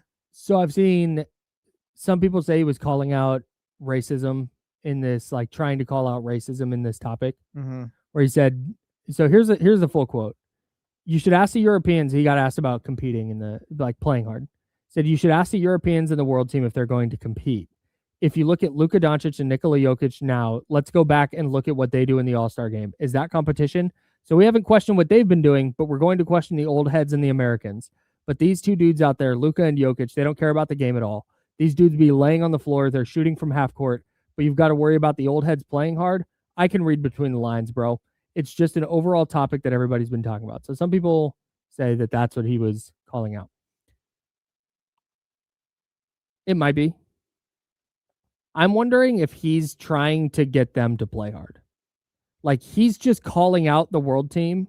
I watched the video. He had a little smirk to it at the end, things like that. It kind of, I got that vibe too as well. Like he's trying to sow competition by throwing this jab. Like this very, very clear calling out, not the whole side, not the whole, like, hey, here's the two best players. It didn't come off like the video that I watched, and I can try to, we'll come up on the break or whatever. Maybe we pull it up at the break. But like when I was watching the video, it didn't look like there was any like real like malice. Maybe malice. Like maybe he was a little serious. Like, yeah, you guys keep bugging us, but like, hey, go look at them too. Like it seemed like it was a little like what you're saying too, a little bit. I'm not sure. Like it was like this whole malice thing or whatever. It's like, yeah, like you guys need to actually go look at them. Like they're the problem. I very much think he's trying, because it's not just Luka and Jokic. It's like Steph is guilty of this. Yeah, LeBron has talked about Steph, or maybe it was KD too. It was like, yeah, Steph's the one who's pulling up from half court. Yeah, Steph and Dame are doing ridiculous stuff. And that's like, okay, but you have to call out everybody if you're going to do that. And so if this is what Kevin Durant is doing, maybe it works. Maybe you get Jokic playing at a high level. And if Jokic does that, if Luka's doing that, if Kevin Durant responds in kind, if LeBron James responds in kind, like that is how you're going to get the competition ramped up. And maybe we see it, maybe we don't. I'm not going to lock in to find out, because I kept waiting. Yeah. Over the last 2-3 years, like, okay, this is the year. This is like, nah. I just think guys want to take the weekend off. And if it does off. get back to that point, like we'll know, because Twitter will let us know, and we'll all go back and like we'll tap in and see what's going on. But until then, yeah, it's not like I'm gonna put on the All-Star Weekend. We'll see how long it lasts. Like I said, if the right movie's on, I'm gonna change the channel. I need them. I think one of the other problems the NBA has here is All-Star Weekend is such an event now. Yeah. That you got 200 influencers or streamers gonna be there. Yeah, man. And you've got guys going to, they've got this party and that party they got to go to, and they've got this appearance they have to make. And then it's like, yeah, now go play a basketball game and play hard. Yeah, it's like, man, I want a day off. It's an event, but it's also work. Yeah, but it's a whole weekend. Like it's I get it. I understand. I'm not saying it's an excuse, but it's more if we're looking for possible solutions. Like, all right, cut down on some of the extracurriculars. Well, they do get the Monday, Tuesday, Wednesday, maybe Thursday off after that too, I think, because there is a little bit break after. It's a week now. Yeah, so maybe like they get that, but I mean, it's up to them if they want to change it or not. Not the NBA, but more so the players. Like, if you want to change the energy, you do that yourselves, and people will show up. I'm not optimistic. Oh, I'm not either. I gave up. Yeah, yeah, it's just for the sake of All-Star Weekends here. Let me tap in. I hope I'm wrong. I hope that USA versus the world and all of the verbal jabs beforehand turn into some awesome basketball, and we get on the radio next week and talk about how, man, All-Star Weekend is back. It was amazing. Yeah. I'm just not betting on that anymore. Yeah, I'm not holding my breath either. Yeah, man. That's Jesse. I'm Kyle. We're The Jump. We're on ESPN 1320, Sacramento Sports Leader. We have some NFL offseason stuff to dive into, and I've got another Kings question for you as well on ESPN 1320, Sacramento Sports Leader.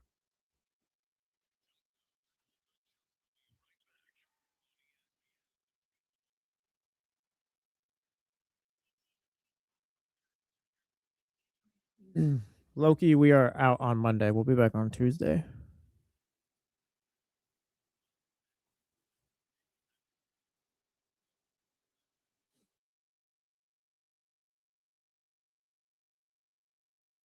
Yeah, no shows Monday. Everyone's getting the day off. Well, there'll be shows. Well, yeah, there'll be shows on the radio, some runbacks and things like that. But I mean, as far as live, yeah, the guys will be out.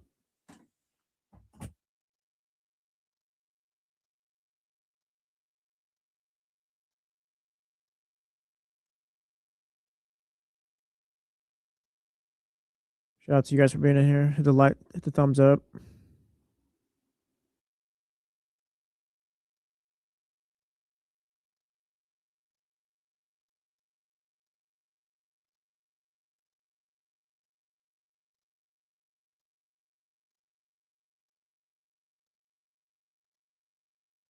It's an insane burner account.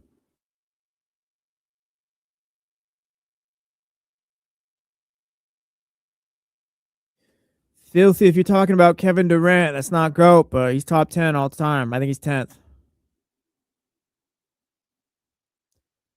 Nice, Zebra. Should be a fun time Monday. Yeah, hit the likes up.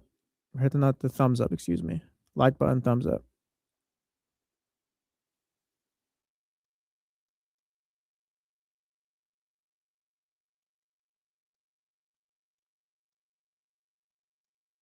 Yeah, shout out to the chatty house. You guys are a wild bunch. And I mean wild bunch. I'm talking about like 10 of you.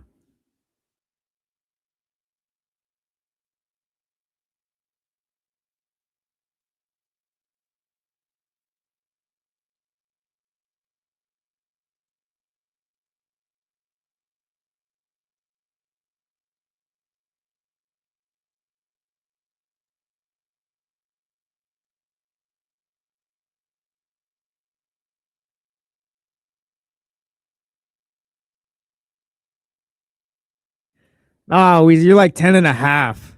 You're like 10 and a half. What are we talking about? The chatty house. I said they're a wild bunch, and I was like, yeah, actually, I'm talking to like only 10 of you, really. What's up, Miss Mac10? Good morning. Welcome in.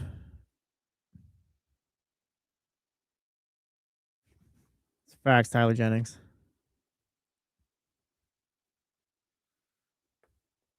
Donovan, not boring, just mellowed out.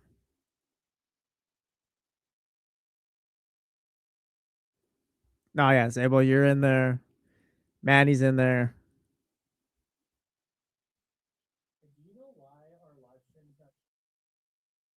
I don't know. I think it might be a Twitter thing because there's no tweet. But if you go to our little profile picture, or if you do send out a tweet, you can click the live on the profile thing when it's there. Yeah.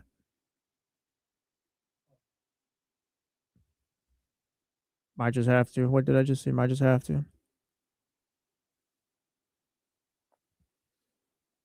Yeah, I think that's a Twitter thing, but like I couldn't find anything to retweet. It's just only if you click on the profile picture thing.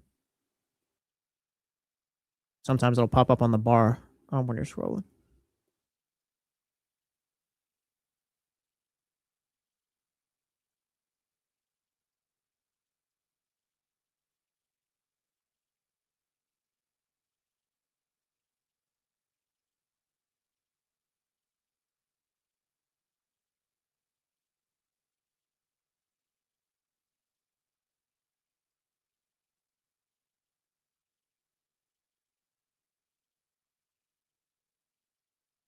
Sub Wilson and might have been thought of. But that's ours now.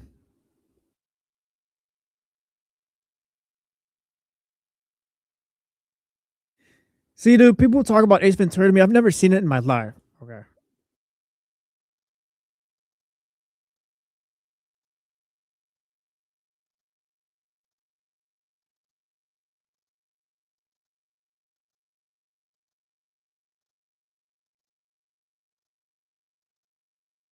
Welcome back to The Jump with Kyle Madsen and Jesse Tapia.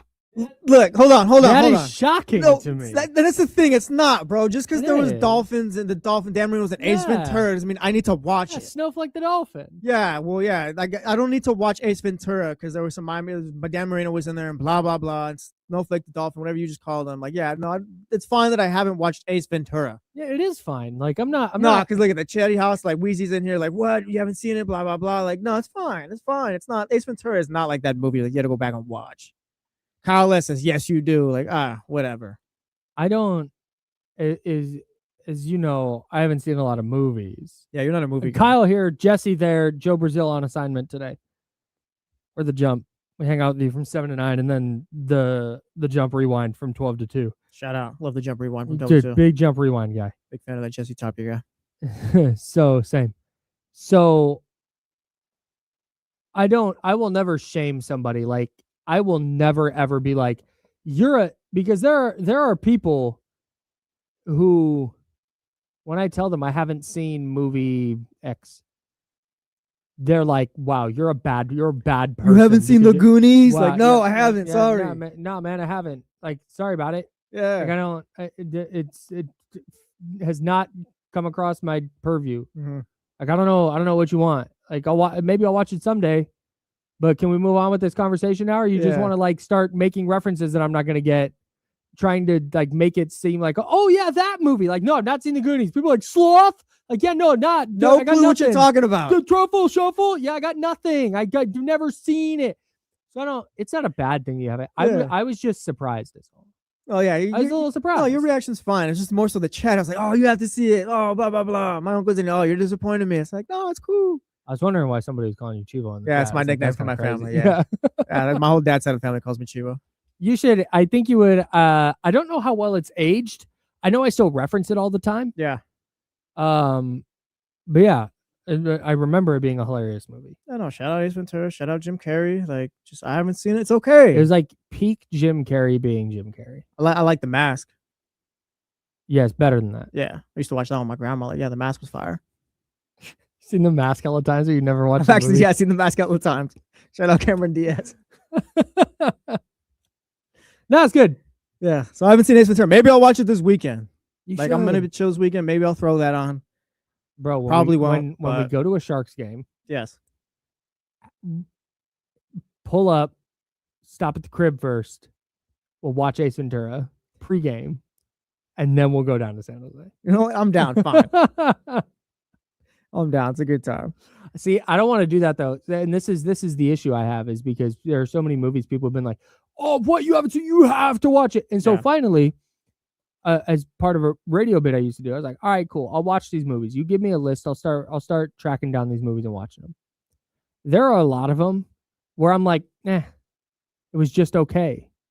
And then I tell the person that, and now they're mad at me that I didn't like that movie enough. Yeah, like it's disrespectful. Like, wait, oh, like, no, hang thing on them. Like, no, I didn't like the movie. Sorry. Yeah. Don't.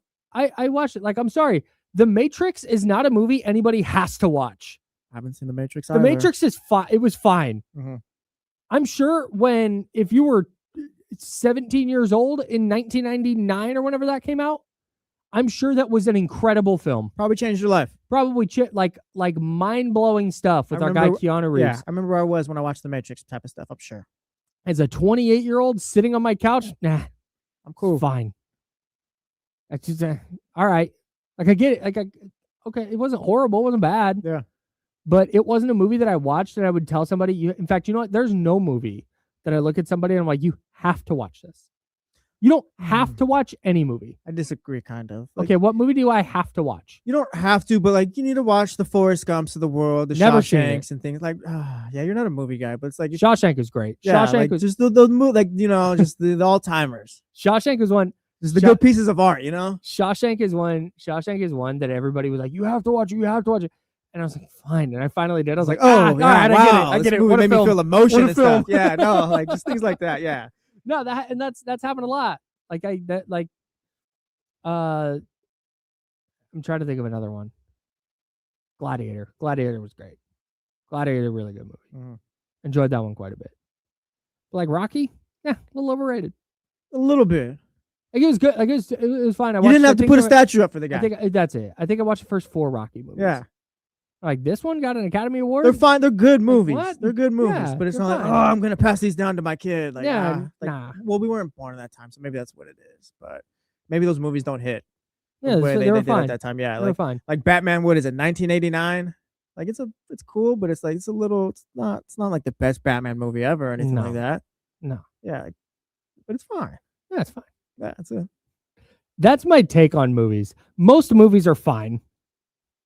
See, I'm different. Almost like, every you're not a movie movie is- guy. I'm a movie. I love movies. Almost every movie is fine. If I wasn't in radio, like I'd maybe be like, How are in, you- like movies or something like that? No, you're not. You're not a big movie guy. Yes, I am. I You're watch a movies all the Dolphins time. fan. If you're a Dolphins fan who is a big movie guy, then you would have seen Ace Ventura: Pet Detective. No, because like Not Ace Ace Ventura When Ventura is not Nature- one of those movies Not that Ace you need Ventura to. When Ace Ventura, no, Nature because no, Calls. I'm a movie guy in the sense like I've seen like some of the. I'm not like a movie guy. I like to watch movies and things like that. But like Ace Ventura is not one of those. You're a that's, like, fraudulent movie. no, guy. don't do that. Ace Ventura, stop, because now we're doing the thing that like got the reaction that we got. Congrats. But like Ace Ventura is not one of those movies like, oh yeah, you have to watch it. Yeah, Ace Ventura, everyone's seen it. Like Nah, no, it's not. No, Yeah, it's not that. It's not one of the classics. yeah, no. To be clear, I'm reading The Shining right now, so I can watch a movie. I've seen that once. I watched it when I was little, and I remember it not being that scary because I'm not like a big scary movie guy. But I'm reading the book, so Shout out to reading. I love reading. Yeah. That's how I'm going to try and consume horror stories now. Because I think reading I can do. You can't do the scary movies. It's the watching them. Yeah, I can't do the. I can't. I was It's anti. not my bag. Yeah, I was anti-scary movie, and then it turns out like when your girlfriend wants to go on a date to the movies and watch a scary movie, it's like all right, I'm gonna tough up, go and stuff. It's Dang. that's my- kind of how. If my wife, who's not a scary movie person, was like, "I am a scary movie person," I'd have a hard time. Yeah, I'd have a difficult You time. just got to kind of tough that one out. I got a difficult time with that. Now it's But, got like, to a point where like I'm like they're not as bad, but like I remember leaving movie once or whatever. Didn't even see the movie with Crystals with my friends, and I'm leaving. It's like I'm too afraid to look left at this stop sign right now because this thing might jump out at me. but like, I like scary movies like Frankenstein on Mm-hmm. Netflix. Fine, I'll watch that. Nosferatu, great. Yeah. Like electric, loved it. Movies like that are fine. It's the like Saw, That's not a scary my movie. bag. That's just Not my I'm bag. cool, bro. I don't need to see that. not my bag. Yeah. What else? The Conjuring and all the like. I just don't. When jump scares are the thing that makes your movie, I don't want to do that. Yeah. Can't do the I jump get scare it. Like I thing. said, I get it. I've been there, but gotta go to the movies tonight. She doesn't want to see Captain America today, so what can I do? We're gonna see Insidious. Sorry. Most movies are fine. Yeah. That's the take. There's a lot of good movies out there, but yeah, most movies are fine, and chances are, it's not what you think it was. Sorry, Ace Ventura is fine. The Goonies is fine. Would you rather watch? one's gonna do would the you trouble rather shuffle. watch Ace Ventura or the NBA All-Star Game this weekend? The NBA All-Star Game. Like, let's keep it a bug. Yeah, give me the All-Star Game. Give me the All-Star Game. I don't like. Look, maybe I'll get to Ace Ventura one day, maybe, but it's like never. It's like I'm not gonna throw it on the list. Maybe I'm on YouTube TV and it's like, oh, TBS has Ace Ventura. Nah, you can't do that. I don't You gotta go. watch the I don't gotta go TBS get the laundry for another 40 minutes. Let me throw version. this Nah, on. because then you got commercials. Yeah, and no, it's I'm gonna cutting watch parts the of the NBA. I'm gonna movie watch. out. I'll watch the dunk contest over Ace Ventura. Oh my god. I will watch the skills competition. Oh my god. This feels like this is disrespectful. Maybe they're playing horse Now you're being before. disrespectful. They got Kenny Smith and insert celebrity playing Didn't horse. they do horse one year Yeah, they were doing it one year. and it sucked Yeah, and they just don't do it anymore? bring it back. I'll watch that over Ace Ventura. Sorry, Kyle Renat in the chat house. It's his favorite movie of all time. Says Jesse just trying to piss me off personally now. Sorry. Ace Ventura: Pet Detective is your favorite movie of all time. Kyle's going to bat for Ace Ventura. It's fine. Jordan McLaughlin's my favorite Sacramento King of all time. Now Kyle's the Ace Ventura guy. JT Low, tap you wild enough. I don't think I am. But yeah, I'm throwing on the All-Star week. I'm throwing on All-Star weekend. That's wild because so many people are like, "Hey, this is we think you would enjoy this movie," and we just had a whole conversation about how NBA All-Star Weekend sucks now. And you're like, "I'll take the thing I know sucks." Yeah, no. Wow, give it a chance. Yeah, no. Give me the thing I know rather than the thing I don't. Kyle Carr says, I never said that. Yeah, but that's the story we'll tell today. Nah, you're the Ace Ventura. Yeah, guy you're the now. Ace Ventura guy. Hate it for my guy. Not the movie I'd want to be Yeah, associated no, with. that's your movie, pal. Big Friday when I vibe. say Shout out. when I say what my favorite movie is, because there's a lot of movies I like, especially with the Disney catalog, and just there's a lot of movies. I've always just fallen back on Remember the Titans. That's a good movie. If I had to pick one, it's probably like The Departed or something like that. Like The Departed is so The Departed is perfect to Departed. me. I'll just run it back. Doesn't matter. It doesn't get old or anything like that. Yeah, Departed's good. Yeah. I really enjoyed that. That was another one that people were like, oh, it's amazing. When I moved to Arizona, I just tweeted about this the other day. This is weird. When I moved to Arizona, I went to Target. I got a TV, a DVD player, a $5 copy of The Departed. I went home. I set the TV up on a box. I got some Thai food, and I set that on a box as a table. And I sat on my floor and watched The Departed. And that's how I spent my first night in Arizona. It was electric. Yeah. Just one of the best nights of my life. The ending always gets you too. Like, it's just you never see it coming, even though you've watched it many times. It was great. It was a really good movie. And one that I was like, fine, I'll watch this movie. Like, gosh, I get it. I showed that one to Crystal, my wife, for those who know. I showed that one to her, and like she loved it. And that for like showing a movie to someone who actually likes it, like the other side of what you were talking about was like, oh no, this movie was sick. It's like, all right, cool, yeah, that's awesome. There's nothing more nerve-wracking than showing somebody a thing for the first time, and seeing if like a movie, a song, a video, because you're not even listening or watching at that point. You're just kind of watching them like, oh, this is the funny part. This is the funny part. Yeah. And you're going to love this. Yeah. That's why I wouldn't want to watch Ace Ventura with you. Yeah, no. I'll get to Ace Ventura at one point. We'll have a weekly update on whether Jesse's watched Ace Ventura: Pet Detective yet. Maybe we'll make it a thing or whatever. I'll watch it over the weekend. We'll come back on Monday. Not this weekend. I'm not doing it, but maybe one day. Do you have... That's Jesse. I'm Kyle. We're The Jump. We're hanging out with you on ESPN 1320, Sacramento Sports Leader. Do you still have those stats up from the NBA draft lottery? I can pull a tweet up right now. Yeah, go get those, because I have a question about the Kings. I got you. All right, so I'm not... Real quick, let me ask a question, and then I want you to read these stats. We talk about losing. We talk about having the worst record. You want to have the worst record. Keep in mind, the 3 worst records have the same odds to get the number 1 pick. Yeah. The difference is number 1 can only fall as low as number 5. Or the worst record can only fall as low as number 5. The second worst record can only fall as low as 6. The third worst record can only fall as low as 7. But having the worst record hasn't been good since they changed the lottery odds. Well, they changed them in 2019. Okay. Since then, the Knicks in the first year had the worst record. They had the 3rd pick. It was the Warriors next. They had the 2nd pick. Then it was the Rockets twice. 2 years in a row, they had the 2nd pick and then the 3rd pick. Then the last 3 seasons, it's been the Pistons 2 times. They were the 5th pick, and the Jazz this past year, they were the 5th pick. So you go 3, 2, 2, 3, 5, 5, and 5 since 2019. That's been the worst record has never gotten the number 1 pick. Never landed the 4th pick if you're into that too. But yeah, never landed the 1st pick in the draft. So they've only landed at 2, 3, and 5. 2, 3, and 5. And it's been 5 the last 3 seasons. I mean, they're due.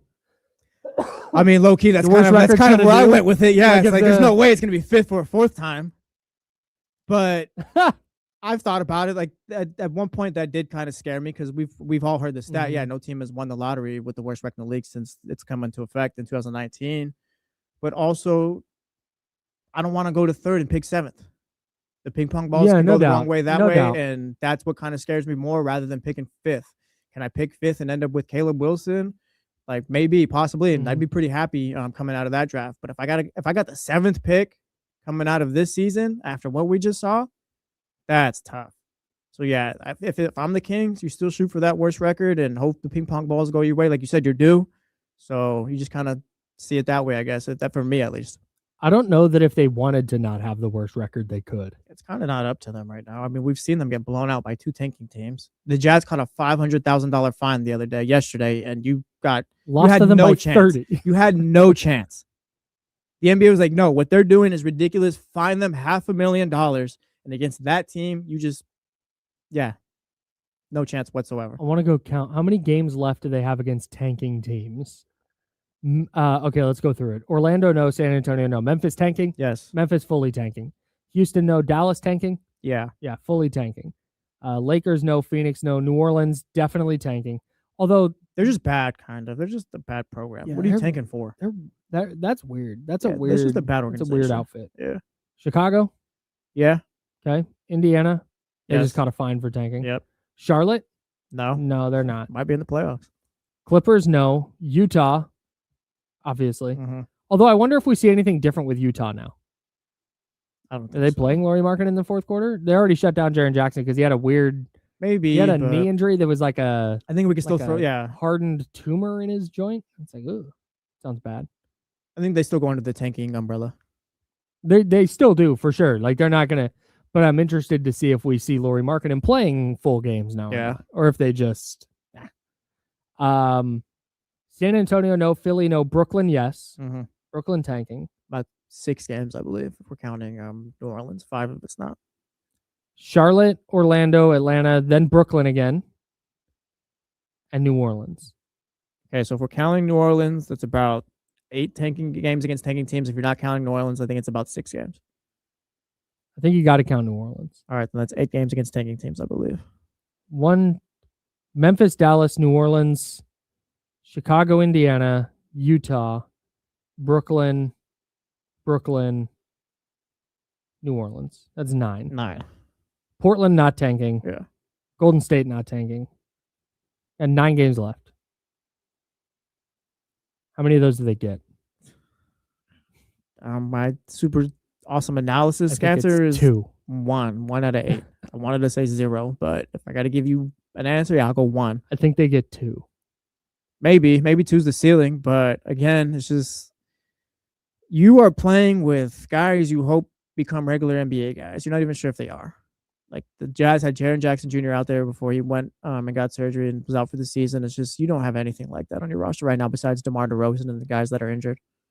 I'm interested to see how they respond in this stretch. So I'm looking at Tuesday, March 3rd through Wednesday, March 11th. They're at home for all 5 of those games. And it is Phoenix, New Orleans, Chicago, Indiana, Charlotte. I don't think they're going to go like 4-1. I like very clearly they're not. But I'm interested at home against a not good New Orleans team. Now maybe New Orleans is still playing Trey Murphy and Herb Jones and Zion, and it's like, man, they're just better than their record. But against a not good New Orleans team, then you get Chicago. None of these are a back-to-back, except for Indiana's the front end of a back-to-back with Charlotte. But New Orleans, Chicago, Indiana, that's 3 quote-unquote like winnable games, and you're at home. Doug Christie has talked time and time again. I talked about it yesterday to the point I think he does it too much about like, we're going to make the city proud. And when I played, this is what we did. Okay. That's an opportunity to show that. I'm not expecting wins necessarily, but you're at home against New Orleans, Chicago, Indiana, 3 teams that are tanking, effectively tanking. Can you be competitive? Can you win 1? Can you win 2? Can you at least be competitive at home and play good basketball against bad teams at home? At this point, if you're looking for something, then it's just being competitive. I don't think you can look for wins against any team in the league right now. Okay, I just don't think it's fair. Okay, that's fair. Yeah. Can you avoid losing by 30 in those 3 games? Hell of a bar, bro. That's just hell of a bar. That's where I'm at. That's where I'm at. Like it's. Can you avoid at home? Again, it's not going to be a crazy crowd. It's a Thursday, a Sunday, and a Tuesday in March. Can you go out and play well on your home court? Well, yeah, you don't want to see them come out the All-Star break for the rest of the season. Just, oh yeah, this team is still in the dumps, not playing any sort of way, and it's just awful still. Like at some point, it's like, yeah, let's see some type of competition here, and just let's see you guys play in a certain way. Yeah. But also, we've talked about it's not necessarily easy given the talent that he's working with and things of that nature. But you just want to see something finally. It's been a whole lot of nothing so far. Yeah, I think that's the only real stretch where I'm gonna. Yeah, because I can't like just talk to you about like, yeah, maybe you can win a few games here in this stretch because you're playing bad teams. Like, yeah, you're playing bad teams, but you are the worst team. Yeah, it's not. It's not. It's also I can't. I don't think you can realistically expect just because we're so far into this. We know everybody knows what this is. You can't expect something suddenly to be different. Yeah. I'm not looking for wins. There's a good chance the rest of the season looks like what we've seen so far already. Yeah. I don't. That's 100% more. But if we're gonna see a little bit of a change, can you get it there? Can you in this small window at home against some not very good teams. Can there be a flash in that stretch where, you feel like, man, okay, they're at least at home. They're being competitive against these bad teams. Okay, I'll take that. Again, like you said, it's a low bar. Admittedly, I'm not trying to break ground here and be like, hey, no, I'm not optimistic about them coming out of the break against Orlando. Then they hit the road for 5 games. Then they get Phoenix at home, and then they hit that 3-game stretch. And in that 3-game stretch, could we see some kind of, you said, sign of life? That's what I would like to see. Talking about them hitting the road for 5 games. KC brought it up yesterday. Shout out to him on Nilo and KC. They haven't went on the road since December 6th, I believe. Yeah. They're 3-25 on the season. I believe it's the second longest road losing streak in franchise history. There's been a lot of those tweets lately. Yeah. Franchise history ones. Yeah. And they're not the good ones. It's what they needed. Mm-hmm. I think you said it well the other day. Like, they saved themselves from themselves by not being in the hunt for the 10th seed. Yeah. This year. Like, I think that's probably right. But at the same time, you never want to have like one of the worst seasons in team history. Yeah, because that's kind of what this is. And Has become, and we're not just going, "Oh yeah, the worst record since they've been in Sacramento." I saw a Cincinnati Royals tweet yesterday. Yes. Yeah. It is their longest overall losing streak since 71-72. Uh-huh. Man, that's 55 years ago. Yeah. No, that's where it's at. That's just brutal, man. But like you said, this is like you said, like everybody's been saying, this is where it needed to get. Mm-hmm. You cannot, in the NBA, it is not impossible, but it's really difficult to go forward without taking steps backwards.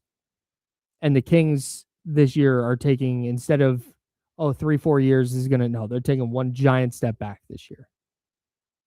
And you hope that it's setting them up. Well, it is setting them up to be better moving forward, which is really the goal. But I mean, there's no guarantee of that. Nope. It's all just hoping and prayer right now. I was not high on this team coming into the year, and it is just, I can't believe we're sitting here looking at the calendar after the All-Star break and going, hey, in these 3 games against bad teams, can you at least be competitive at home? Yeah, I mean, shout out Will in the chatty house says, I can't believe 2 years after making the playoffs, we're watching the worst Sacramento Kings of all time with 2 future Hall of Famers. I mean, come on. Yeah. It ended quickly. Crazy. Before it started. That's Jesse. I'm Kyle. Everybody enjoy NBA All-Star Weekend. Or Ace Ventura, if that's your thing. I hope both. Why not both? We're off Monday. We'll have best of shows, though. So if there's anything you missed, make sure to tap in. Our good friend Rich Eisen, our favorite coworker, is next. Rich, call me back. D-Lo and KC at 2:00. That's Jesse. I'm Kyle. Joe Brazil on assignment. He'll be back with us next week on The Jump. It's ESPN 1320, Sacramento Sports Leader. Until tomorrow at 7. Drink water. Be nice to people. No, until Tuesday at 7. Drink water. Tuesday at 7. Drink water. Be nice to people. And we're out. Good work, everybody. Shout out. Good show, gang. Appreciate you good guys. job. Good shift. I'm going to try and get Rich Eisen on the show. That'd be awesome. I was thinking about that the other day when I was driving home. Call me back, Rich. Yeah. All right. Yeah, everyone have a good weekend. I'll see some of you guys later on, though. Appreciate you, Chris. One day at a time. Thank you, Bryce. Shout out, guys. All right. Ready to end the stream? Yeah, I think so.